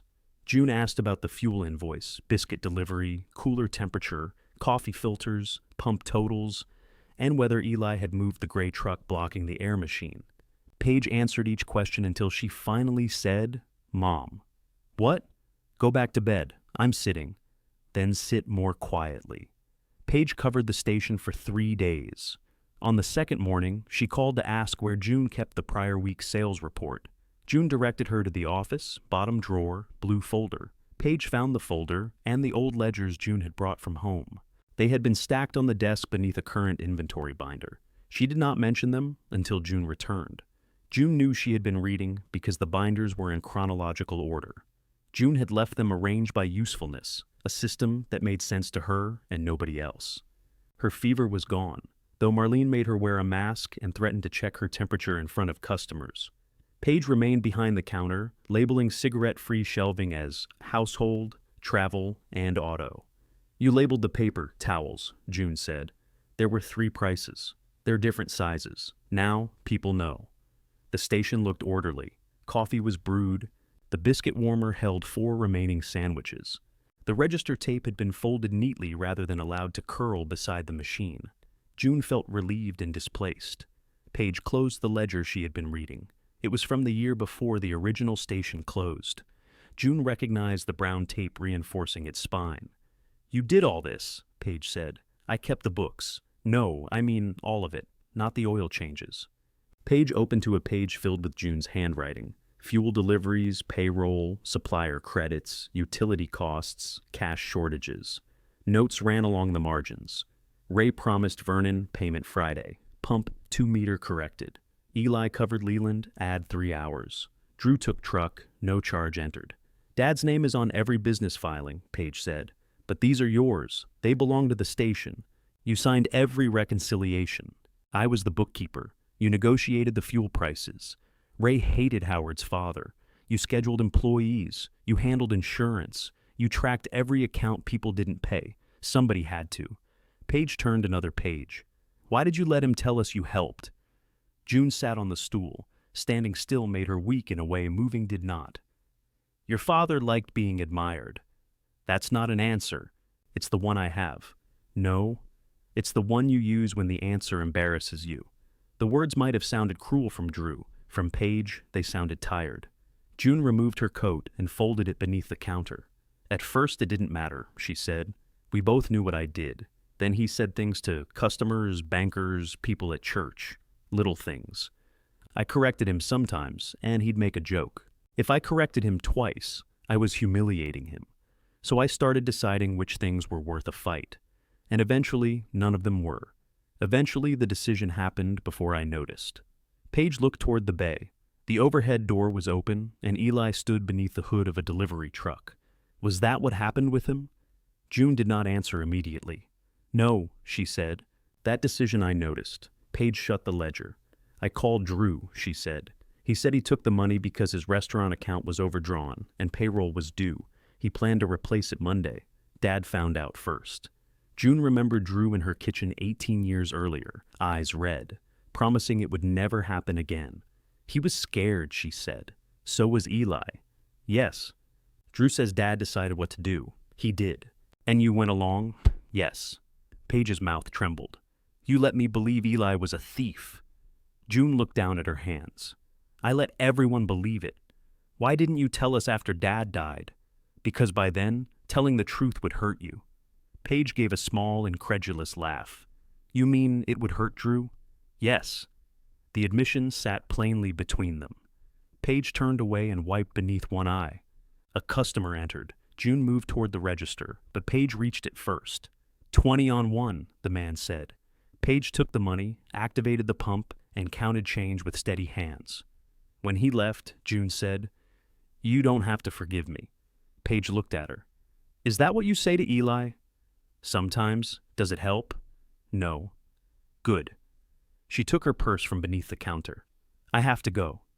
Paige, her daughter stopped at the door but did not turn. Thank you for running the station. You would have done it for me. June wanted to accept the sentence as kindness. It was not. That doesn't mean I was entitled to it, she said. Paige looked back then. Something in her face eased, though not enough to become forgiveness. After she left, June found a sheet of paper taped inside the register drawer. Paige had written instructions for reconciling fuel sales with credit receipts. The steps were correct. At the bottom, she had added $2 over on Thursday because Vernon paid for the crackers after I threatened to count them as theft. June carried the paper to the office and placed it inside the old ledger. When she came out, Eli was at the coffee machine. You're back too soon, he said. So everyone keeps telling me. He poured coffee into a medium cup and set $6 on the counter. Coffee is $2. The sandwich is $6. You didn't take one. I will tomorrow. I don't extend credit. Neither do I. June rang up the coffee and placed $4 change beside him. Eli left the money there. For the next restitution check, he said. That isn't how restitution works. Then call it interest on the sandwich. He went back to the bay. June looked at the $4. Then, despite herself, she smiled. The smile lasted until Vernon walked in and asked why she was grinning at $4. I'm not. You are. I had a fever. There may be lingering damage. He placed a paper sack on the counter. Brought cheese crackers. We have cheese crackers. These are from my house. Why? My sister gave me a case for Christmas as a joke. June looked inside the sack. Your family has a difficult sense of humor, says the woman running a store with no large coffee. They don't fit the lids. Vernon began stocking the packages beside hers. June stopped him. How many hours are you here every week? I'm retired. That isn't a number. I stop in. You rotate stock, check deliveries, and tell me what I ordered wrong. Community service. You make it sound court-ordered. She offered him 8 paid hours a week. Vernon refused. June informed him that unpaid workers were a problem for her insurance. You asking or threatening, he said. Hiring. He accepted after negotiating 1 free coffee per shift. and the right to criticize any new product before it reached the shelf. June put him on payroll. His first official act was to move the cheese crackers 6 inches to the left. The station found a rhythm that did not feel temporary. June opened at 6. Vernon came Tuesdays and Fridays to receive deliveries, stock shelves, and complain about packaging. Paige began covering Sunday mornings, first because June was still recovering, then because she stopped presenting each shift as a favor. Marlene arrived most afternoons with gossip from the rehabilitation center and opinions on biscuit quality. Eli opened his bay at 7 and often worked after June closed. His rent arrived on the first of the month without a reminder. He paid for coffee, food, copies, and a packet of hand cleaner he could have bought wholesale for less. June sent the third restitution check. He deposited it. They did not discuss forgiveness. The station still lost money some days. A fuel price change erased a week's margin.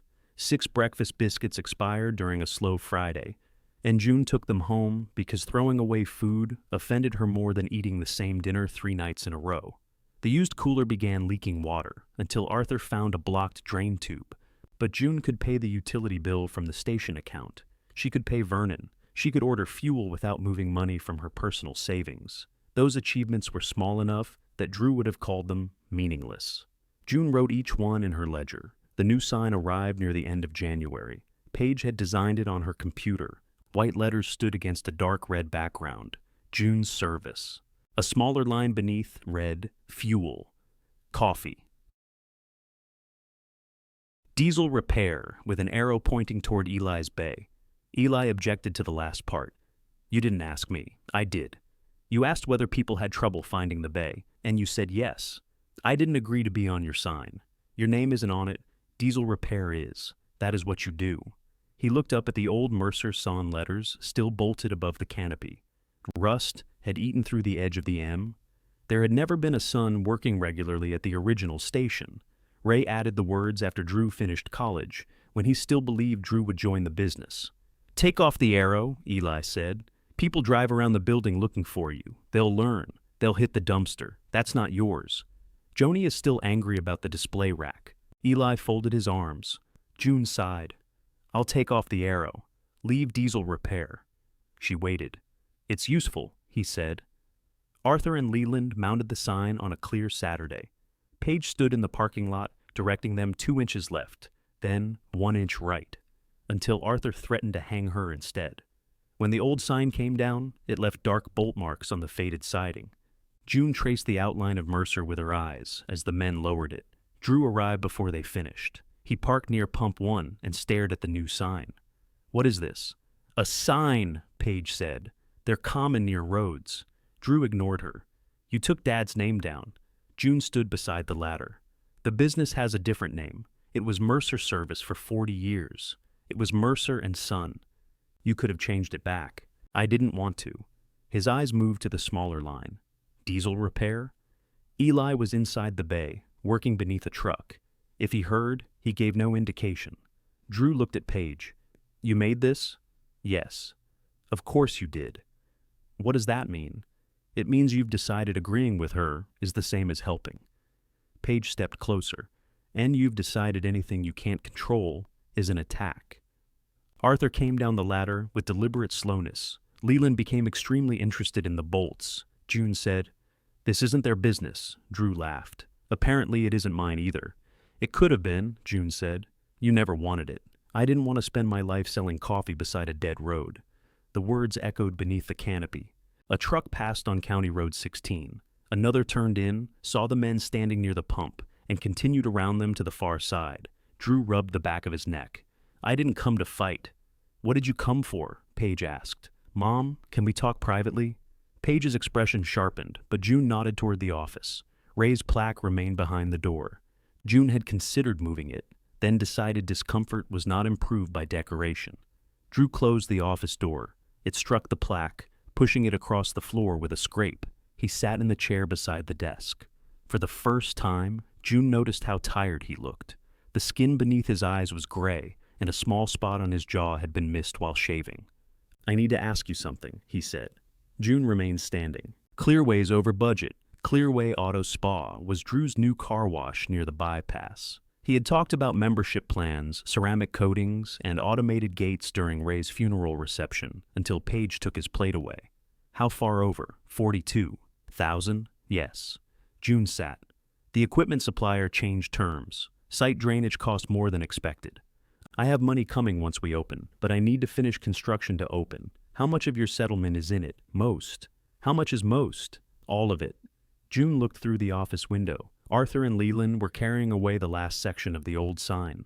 Paige stood beneath the new one with her hands in her coat pockets. What are you asking me for? A short-term loan? 6 months? $42,000. I'd pay interest. With what? Revenue. Revenue from a business that hasn't opened. Drew leaned forward. It's on the bypass. The traffic count is excellent. We've pre-sold memberships. How many? Enough. That isn't a number. His jaw tightened. Dad understood leverage. Your father understood having me move money between accounts before checks cleared. This isn't the same? No? You're asking first. Drew stood and walked to the window. Mason would still buy this property. I'm not selling. You don't have to close immediately. You could negotiate time to wind down. I'm not winding down. You're selling coffee and maybe 3,000 gallons a month. Closer to 4. That doesn't make it a good investment. It isn't your investment. He turned. You'd rather put money into a dead station than help your own son. I put my money into my business. You put yours into yours. You're paying Eli. June went still. Drew had seen the checkbook on her kitchen table the night he never came. Or Paige had told him. It did not matter. I owed him. You think you owe him more than me? I don't owe you $42,000. His face flushed. I took that deposit to make payroll. People were depending on me. So you let another person lose his job. Dad did that, and I let him. You let him too. I was 26. Eli was 34. What does that have to do with anything? He wasn't old enough to have his life ruined just because you were young enough to be forgiven. Drew stared at her. June lowered her voice. I will help you look at the numbers. I'll sit with you and go through every cost. I'll help you talk to the supplier. I will not sell this station or empty my account. You don't think I know my own numbers? I think scared people sometimes stop reading them. The office door opened slightly as wind moved through the building. Ray's plaque scraped again. Drew looked down at it. He picked it up and read the inscription. Built on service, honesty, and family. You put this on the floor. Yes, he loved you. June's throat tightened. I know. You talk like he was some kind of monster. No, I talk like he was a man who did things I should have stopped. And now you're correcting all of it with a gas station? No? Then what are you doing? June thought of Eli's folded 20, Paige's labeled shelves, Vernon's impossible crackers, the pump stopping in the cold. Something that's mine. Drew set the plaque on the desk. If Clearway fails, I lose everything. You won't lose everything. You don't know that. You'll still have a truck, a place to live, your health, your skills, your sister, and me. His laugh was bitter. You won't even loan me money. Being your mother is not the same as preventing every consequence. He opened the door. Paige stood in the front room. Whether she had heard was impossible to tell. Drew passed her without speaking. Outside, he stopped beneath the new sign and looked up at June's name. Then he drove away. That evening, June found Ray's plaque on the office desk instead of the floor. She left it there. The plaque remained on the desk for 6 days. June moved papers around it. She placed the stapler on one corner, then removed it because the gesture felt childish. She considered taking it home, throwing it away, or hanging it where it had been before. Each choice seemed to grant the wood more importance than it deserved. On Friday, Howard called from the fuel distributor. I need to confirm next week's delivery. It's on the schedule. It is. I also need to confirm the station is remaining in operation. June set down her inventory sheet. Why? We received an inquiry about closing out your supply agreement. From whom? I'm not supposed to discuss another caller. It's my agreement. He identified himself as Raymond Mercer, Jr. There is no Raymond Mercer, Jr. Howard paused. Drew Mercer. What did he ask? Termination costs? Tank buyback. Whether a new owner could assume the account. June looked through the office window at the sign bearing her name. Did he cancel anything? He can't. I flagged the account until I verified with you. I am verifying. That's why I called. The station is open. The delivery is expected Tuesday at 7. Nobody except me is authorized to change it. Howard updated the account while June waited. He apologized twice, though he had done nothing wrong. Drew answered on the third call.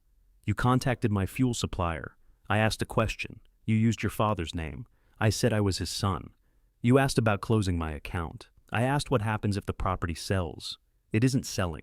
You say that now. I have said it every time. Drew's voice was controlled, which meant he was angry enough to make an effort. Mason's still interested. His contract's expanded. He might increase the offer. Then Mason can waste his own time. I was trying to know the numbers before I talked to you. You talked to my supplier before you talked to me. Nothing happened. Howard flagged the account, and then he called. The system worked. June gripped the telephone harder.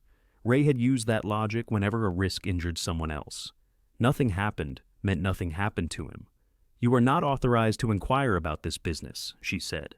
Not the fuel, insurance, property, employees, or lease.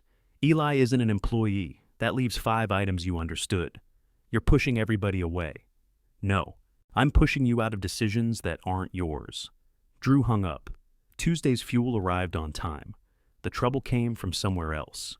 Eli's largest customer was a paving company with 11 diesel trucks. He had spent 2 weeks servicing them in rotation, using the far bay for overnight work. On Wednesday, the owner called and postponed the remaining 5 trucks. Eli said nothing to June until she saw him rolling his tool chest toward the wall at noon. You're finished early. Customer change plans? Did the work move? I don't know. June waited. Eli secured the bottom drawer with more force than necessary. What happened? Fellow named Cal Brewster called the paving company. June knew the name. Cal golfed with Drew and had invested in Clearway. What did he say? That they should check their parts inventory after I leave. The front room seemed to contract around her. Eli continued. Said Ray caught me taking cash years ago. Said you're letting me work here because you're confused and feel sorry for me. I'll call the owner. No, I can tell him what happened. I said no. He needs the truth. He needed to ask me before canceling 5 appointments. That doesn't make the lie smaller. Eli walked past her into the store. A customer stood near the coffee machine. Eli waited until the man paid and left. Then he lowered his voice. I built this business without the Mercers. June felt the plural. You're right. I came back because the bay made sense. Roof, heat, road access.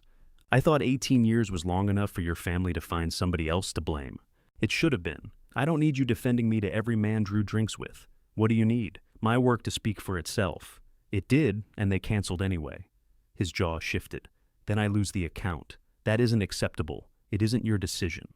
The sentence was hers, returned without cruelty. Eli picked up his keys. I'm done for today. June called the paving company after he left. The owner, a man named Samuel Parks, sounded uncomfortable when she introduced herself. He said the schedule change was temporary. He had heard concerning information and needed time to review invoices and inventory. Did Eli overcharge you? Not that I've found. Are parts missing? We haven't completed the count. Were any missing before Cal Brewster called? Samuel did not answer. June said, Ray Mercer accused Eli of stealing deposits 18 years ago. The accusation was false. I knew it was false, and I failed to say so. If you want to judge Eli's present work, do that. If you want to judge someone for what happened then, judge me. I appreciate the call, Mrs. Mercer. That sentence sounds like you don't. I have a business to protect. So does he. Samuel promised to call Eli after finishing his review.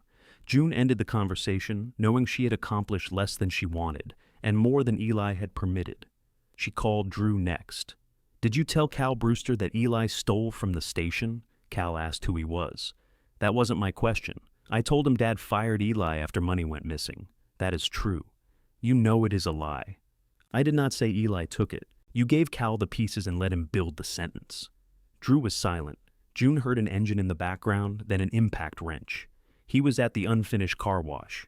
He asked why you rented to Eli, Drew said. I said you feel guilty. He told people I'm confused. I didn't say that. Did you correct him? Drew gave a bitter laugh. Now you care about silence? The blow landed cleanly. June leaned against the counter. Yes, she said. Now I do. You made me admit everything to Paige. You turned Dad into a liar. You paid Eli thousands of dollars. How long am I supposed to apologize? You haven't apologized. I said I was wrong. To me, I'm talking to you. You didn't steal from me. Drew's voice hardened.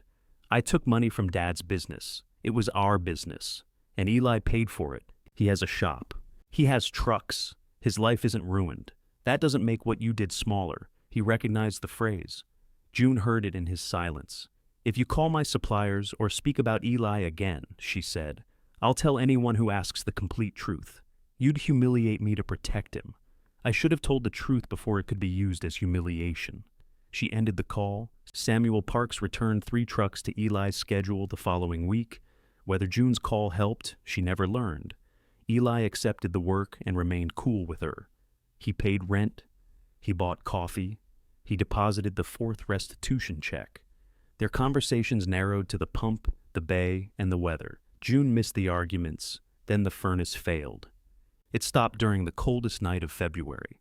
June arrived to find the store at 41 degrees and a thin skin of ice inside the restroom toilet. The cooler perversely continued operating. Arthur brought space heaters. Carl replaced a failed control board, discovered a cracked heat exchanger, and told June the furnace could not be safely restarted. The replacement consumed nearly all her reserve. For 4 days, June ran the store with space heaters and kept the restroom closed. Customers complained. Coffee sales increased. Vernon wore 2 coats and claimed the conditions reminded him of his first marriage. Paige came every evening to help drain water lines and protect inventory from the cold. She never asked June to close, but she watched the estimates accumulate on the office desk. You can cover this? She asked. Yes.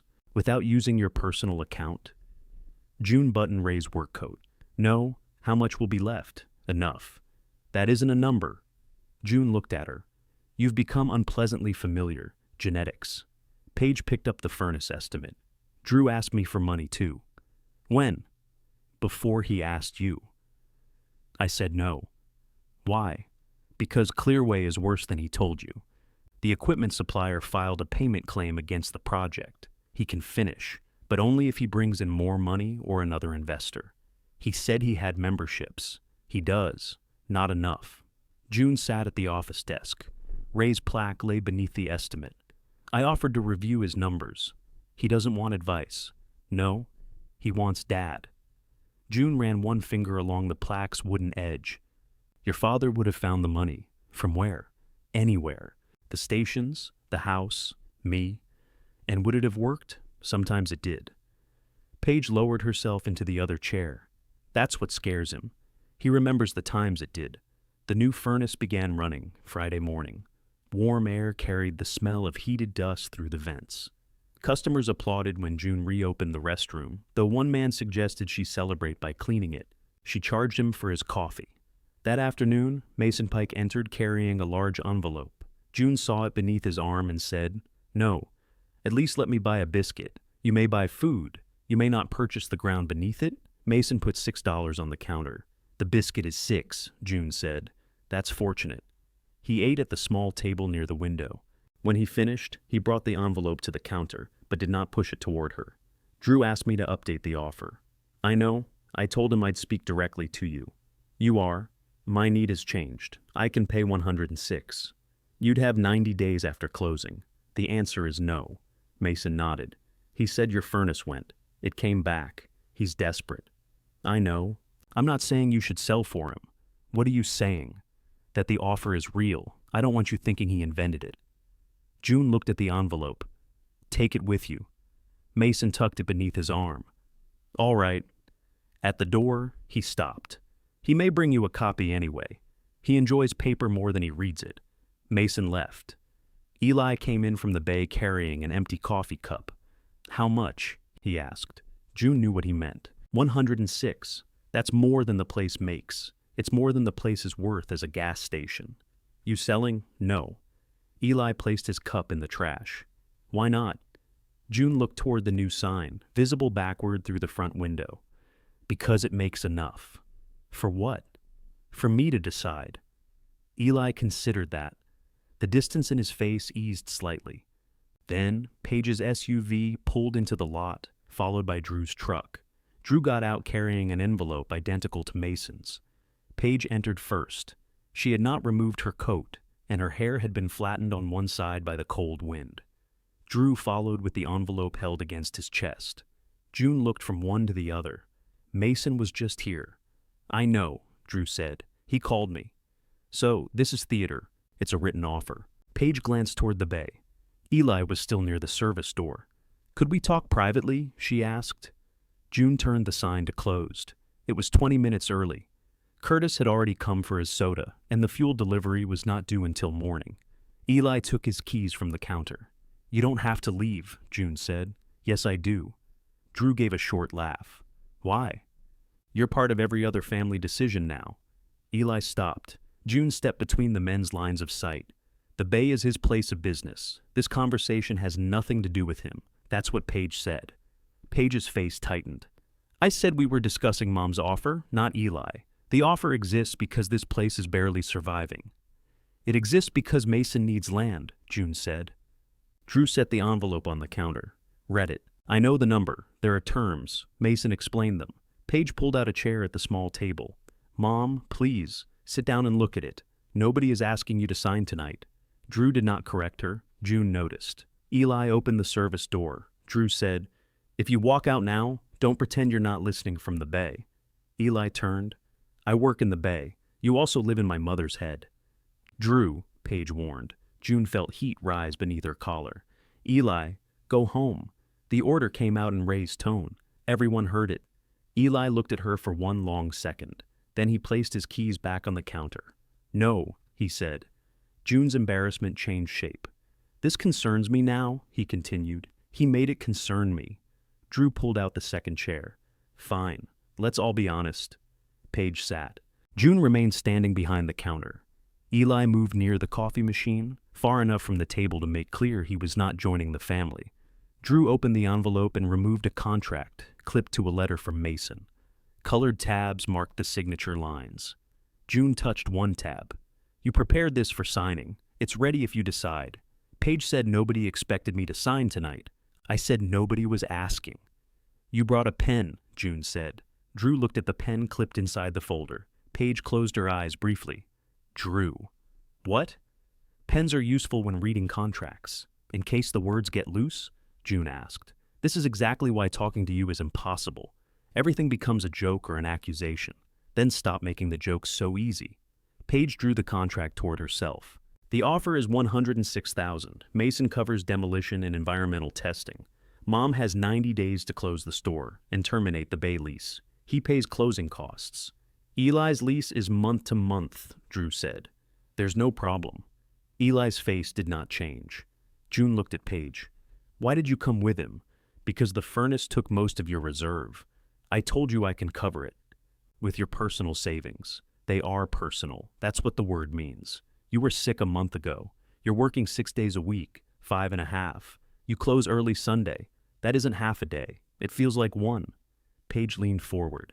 I'm not saying you can't run this. I ran it. I know what it takes. That is why I'm asking you to look. The honesty in her voice made June sit down. Drew softened his tone. You proved your point. Nobody can say Dad did everything anymore. The station is open. People know you built it back. You don't have to keep risking money. June stared at him. You think that was the point? I think you wanted us to see you differently. I did. And we do. Do you? Yes. He spread his hands. You made this work against the odds. Sell while that story still has a good ending. Outside, the new sign glowed beneath the canopy lights. A car slowed, saw closed, and continued down the road. June turned to Paige. If I sell, what happens to the money? It's yours, Drew answered at the same time. You'd have options. The two sentences collided. June waited. Paige looked at her brother. What options? He means his loan, June said. Drew rubbed his forehead. Not all of it. Paige sat back. You told me this was about her reserve. It is. You told me Mason's money would let Mom stop before she lost everything. That's true. You didn't say you expected her to hand you $42,000 after closing. I don't expect anything, I would ask. You already asked. Then I would ask her to reconsider. Paige pushed the contract away. You said we were coming together so she wouldn't think this was about Clearway. We are here because the sale makes sense. The fact that it helps me too doesn't make it wrong. June studied her son's face. He believed what he was saying. Drew had always been most convincing when desire and principle happened to point in the same direction. "Your father did that," she said. Drew's jaw tightened. "Did what?" "Found reasons why what he wanted was best for everyone. Here we go. He could make generosity sound like accounting, and accounting sound like love. Don't talk about him like he isn't here to defend himself. He isn't. That's convenient for you." June looked at the contract. "No. It would have been convenient if I had said these things while he was alive." Paige's eyes moved toward the office. The plaque was visible on the desk through the partly open door. Drew followed her gaze. "You erase his name, put his plaque on the floor, rent his bay to the man who hated him, and call it honesty. I rented my bay to a mechanic Dad caught stealing." The words entered the store and seemed to remain suspended there. Eli left his place near the coffee machine. "He didn't catch me," Eli said. "He accused me."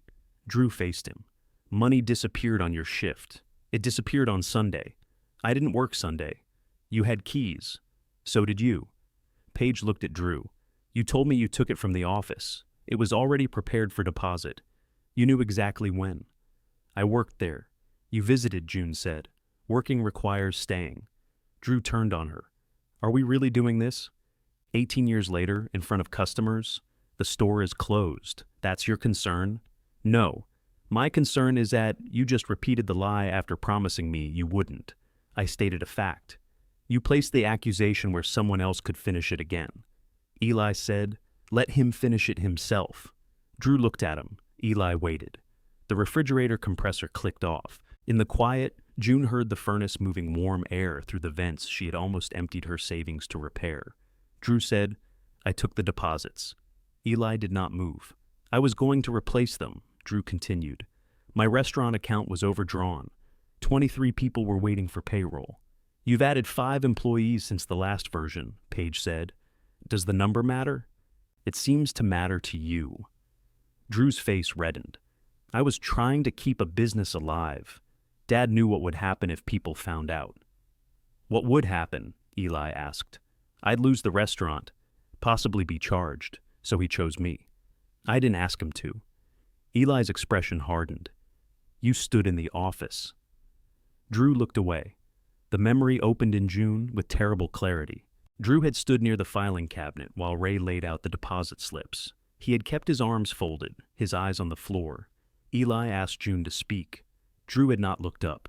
"You knew before Ray fired him," June said. "I knew Dad was handling it. There's that word. I was scared. So was I." Drew's anger faltered. June continued before she could retreat into his fear with him. "Ray told me exposing you would ruin your future. He said Eli was strong, that Eli would find other work. He said people trusted us, so if we did not press charges, the whole thing would fade." Eli looked at her. "People trusted you?" "Yes. That's why it didn't fade for me." "Yes." Drew pushed back from the table. "You were part of the decision, but somehow I'm the only one on trial." "No." June stood. "I let Ray blame Eli. I watched Eli ask me for the truth, and I chose you. Then I spent 18 years calling it loyalty because cowardice sounded ugly." Paige's eyes filled, but she did not look away. June turned to Eli. "I knew you had nowhere to go. I knew Ray was more than your employer. I knew what being sent out of this place meant to you." I said nothing. Eli's throat moved. June did not ask him to answer. She faced Drew again. "I taught you something that day. I taught you that if the consequence was large enough, your father or I would move it on to somebody else. I am sorry for that too." Drew stared at her. "So, this is punishment?" "No. You won't help me because you've decided consequences are healthy now. I won't sell my business to save yours. Same difference. It isn't." June touched the contract. "I will look at Clearway's books. I will sit beside you when you call the supplier. I will help you find an investor, sell part of the business, or close it without lying to anyone. But I will not make Paige pay, or Eli pay, or this station pay. So you can pretend your risk belongs to all of us." Drew's mouth twisted. "And if I lose it, you lose it." The words hurt her as they left. Drew looked at Paige. "Anything?" She wiped beneath one eye. "She offered to help. She offered to watch me fail. She offered what you asked her for 18 years ago." Drew flinched. June had never known Paige could be cruel so quietly. Drew gathered the contract. The pen fell from the folder and rolled beneath the table. He did not retrieve it. At the door, he turned toward Eli. "You got what you wanted." Eli shook his head. "I wanted her to tell the truth then." "You think you're better than us?" "No." Eli glanced around the station. "I think I stopped waiting for the Mercers to tell me who I was." Drew left. His truck remained in the lot for several minutes before its headlights came on. June watched it pull onto County Road 16 and vanish toward the bypass. Paige stayed seated at the table, hands wrapped around herself. "I shouldn't have said that," she whispered. "What?" "That Mom offered him what he asked for then." "It was true," Eli said. "Truth can still be cruel." June looked at her daughter. "Yes." Eli took his keys from the counter. Paige said, "Did you know it was Drew?" "From the first day." "How?" "He came in Sunday. Ray fired me. Monday. Ray would have blamed a stranger if he needed a thief. He chose me because he knew I wouldn't have money to fight him." Paige's face crumpled. "Why didn't you tell anyone?" "I did. I told your mother." June closed her eyes. Eli continued, his voice quieter. "What I never understood was why she let me leave, believing I had nobody." He walked into the bay and closed the service door behind him. June stood beneath the fluorescent lights with Paige and the contract pen still lying under the table. For once, there was no useful task waiting to rescue her from the truth. Paige bent beneath the table and retrieved the pen. She capped it, placed it beside the contract, and remained crouched for a moment as if the floor offered a simpler version of the evening. "What do we do with this?" she asked. "Give it back to Mason. What about Drew?" June looked toward the empty lot. "Tonight, we leave him alone. That's what we always do. We leave him alone until somebody fixes things. Then tonight can be different. We leave him alone with the problem." Paige rose and returned the contract to its envelope. "I really did come because I was worried about you. I know, I thought if we came together, you might listen. I did listen. You said no. Listening and obeying are different activities." Paige gave a tired laugh. Then her face folded again. "I'm sorry about what I said to Drew. So am I. You're not going to tell me it was understandable?" "It was. That's not the same as right." "No." Paige put on her gloves. "You're getting irritatingly consistent. I've had practice lately." At the door, Paige glanced toward the service bay. "Is Eli going to leave?" "I don't know. Do you want me to talk to him?" "No." For once, Paige accepted the answer without trying to improve it. After she drove away, June switched off the front lights. A thin strip of brightness remained beneath the service door. She stood before it, but did not knock. Apologies had become another way she entered Eli's space whenever her own guilt became uncomfortable. He had heard the truth. He had heard it 18 years late, in the building where the lie began, because Drew forced the subject into the room. June could not make that dignified by asking Eli how she had performed. She wrote a note instead. "The store will open at 6. The bay is yours under the lease. I will not discuss tonight unless you choose to." She slid it beneath the door and went home. At 6:15 the next morning, the bay lights came on. Eli did not enter for coffee. He worked until noon, left for a roadside call, and returned carrying a transmission filter. The note remained where June had pushed it, now marked by one black boot print. Near closing, he came to the counter. "You owe me for a roll of shop towels," June said. "I brought my own. Then I owe you for electricity." "That's in the lease." They looked at each other. Eli placed $500 on the counter. "Rent isn't due for 12 days, June said. "I know. You leaving?" "No." The word loosened her lungs. He continued. "I'm paying early so you don't think staying is a favor." "I wouldn't." "You would." June counted the bills and issued a receipt. "I'm sorry I made you believe you had nobody," she said. Eli folded the receipt lengthwise. "You didn't make me believe it." June waited. "You proved it." He went back to the bay. The distinction hurt. It also relieved her of searching for a softer one. Drew stayed away for 17 days. June sent one message. "My offer to review the Clearway numbers still stands. No money, no promises. If you want the help I can give, send them." He did not answer. A large envelope arrived at her house the following week. It contained printouts of construction costs, supplier contracts, membership projections, and 6 months of bank statements. There was no note. June worked through them at the dining table. Drew had counted annual memberships as immediate revenue, underestimated utility costs, and left maintenance out almost entirely. He was not stupid. He was frightened and had arranged the figures to tell him the story he needed. She marked each problem in pencil. They met at Clearway on a rainy afternoon. The wash tunnel stood unfinished, its rails installed, but its control equipment still wrapped in plastic. Water collected in the unpaved entrance. Drew walked beside her without an umbrella. "Well," he asked, "you can't afford to open alone." His face closed. "You can afford to open with an investor," June continued. "Or you can sell the equipment, pay what you can, and close before the losses get larger. I'll lose half the company if I bring someone in." "You may. Dad would have found another option. Your father would have moved station money over and prayed nobody needed it before he moved it back. He kept the businesses alive." "Yes. Until he didn't." Rain gathered on Drew's hair. He looked across the construction site. "Do you want me to fail?" "No. It feels like you do. I want you to stop believing love is measured by how much damage another person absorbs for you." He rubbed both hands over his face. June gave him the marked pages. "There's a car wash operator in Jackson County who bought equipment from Ray. Call her. She may invest. The supplier contract allows an extension if the ownership changes. It's on page 14. You read all of it?" "That was the help I offered." Drew looked down at the pages. "I told Cal to correct what he said about Eli," he murmured. "Did he?" "He called Samuel Parks." "Good. I'm not asking for credit. I wasn't offering it." A laugh escaped him despite himself. It vanished quickly. "Were you really going to let me lose everything? You were never going to lose everything. You keep saying that. Because you keep calling money everything." June walked back toward her pickup. Drew remained in the rain, holding her notes against his chest. Clearway opened in May under a different operating partnership. Drew owned less than a third and managed the site for a salary. The dark green sign he had designed was replaced with the partner's orange logo. He hated it. He also paid his suppliers. Paige continued working Sundays. June put her on payroll. Paige protested until June reminded her what unpaid family labor had done for Ray's understanding of history. She cashed every check. Their relationship repaired itself without returning to its old shape. Paige still worried, but she began asking whether June wanted help before providing it.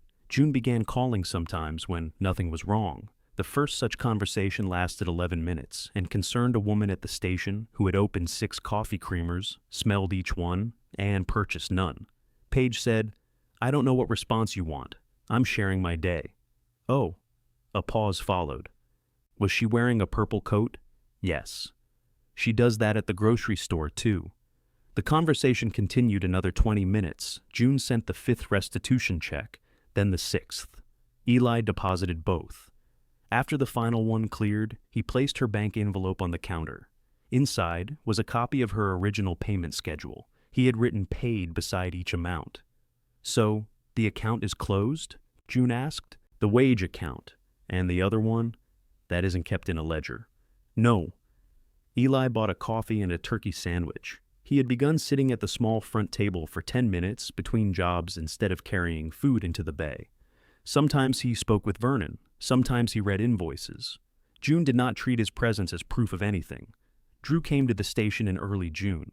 He parked beside Pump 1 and came inside with $30. His Clearway shirt bore the new orange logo. "Regular," he said. June activated the pump. He did not mention that the station's price was 3 cents higher than the bypass. This was how she knew the visit had cost him preparation. While the fuel ran, he stood near the cooler. Eli was in the bay with the overhead door open. "I need to speak to him," Drew said. "You need to ask." Drew nodded. He walked outside and waited near the bay entrance until Eli noticed him. June could see them through the window, but could not hear. Eli kept one hand on the raised hood of a utility truck. Drew spoke for less than a minute. Eli answered. Drew shook his head and tried again. The exchange ended without a handshake. Drew returned to the store. "How did it go?" June asked. He said, "Apologies don't repair the years after them." "He's right. I told him I knew that." June looked at her son. "Do you? I'm starting to." The pump clicked off at $27.83. Drew placed the change in his pocket. "Coffee?" June asked. "Not today. The door is open when you're ready." He glanced behind him. "It was open today." "Yes." Drew kissed her cheek before leaving. It was not forgiveness, and it was not nothing. Summer brought more traffic to County Road 16. Not enough to turn June's service into a gold mine, enough to sell fuel steadily and keep the breakfast order at 18 biscuits on weekdays. June added diesel after saving for the delivery deposit. She shortened Fridays rather than pretending her knees had become younger. Vernon received a raise of 50 cents an hour and described it as life-changing wealth. Marlene continued treating the store as a rest stop between the rehabilitation center and home. Arthur rented the near service bay 2 afternoons a week to repair lawn equipment, giving June another modest stream of income and Eli someone to argue with about tools. The empty room behind the bays became a waiting area with mismatched chairs, a table, and a coffee urn. June charged for coffee.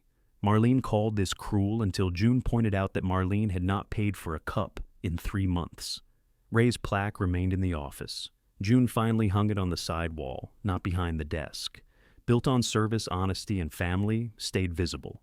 The words were not false because Ray had failed them. They were simply more expensive than the engraving shop had charged. On the anniversary of opening, Paige arrived at 5:30 with donuts. Vernon brought cheese crackers arranged on a silver tray. Arthur contributed paper plates left over from another job. Marlene came directly from work and complained that nobody had planned a proper breakfast. "There are donuts," Paige said. "Donuts are an apology, not a meal." June opened at 6. There was no ceremony. Plant workers needed coffee. A plumbing crew needed diesel. Curtis bought his soda with exact change. Drew arrived near noon and replaced a loose hinge on the restroom door without announcing that he knew how. At 1, Eli carried a narrow wooden frame into the store.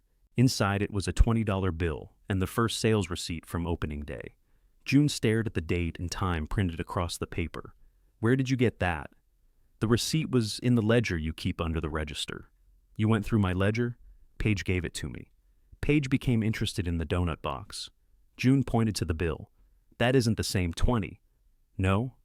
"The first one went into the register." "I know. So this is historically inaccurate." Eli took $19 in smaller bills from his shirt pocket and placed them on the counter beneath the frame. June looked at the money. "What is that?" "My purchase." "Of what?" "The 20. You're a gas station. I assumed you understood change." Vernon laughed first. Marlene followed. Even Drew smiled from the restroom doorway. June picked up the frame bill. "You left $1, she said to Eli. "I did. You refused the change. I wasn't ready to take anything back from you." "And the 19? That was what I bought." June looked at him. Eli's expression held no easy absolution. It held something sturdier. "I was your first customer," he said. "Figured the place should remember." June mounted the frame behind the register, beneath the red cord that kept the open sign working. Outside, late afternoon light warmed the dark red letters of June's service. Paige counted the drawer. Vernon restocked the cooler incorrectly so he could correct it later. Drew tightened the restroom hinge. Eli returned to the bay, leaving its door open. June placed the $19 in the register. The 20th stayed beneath glass.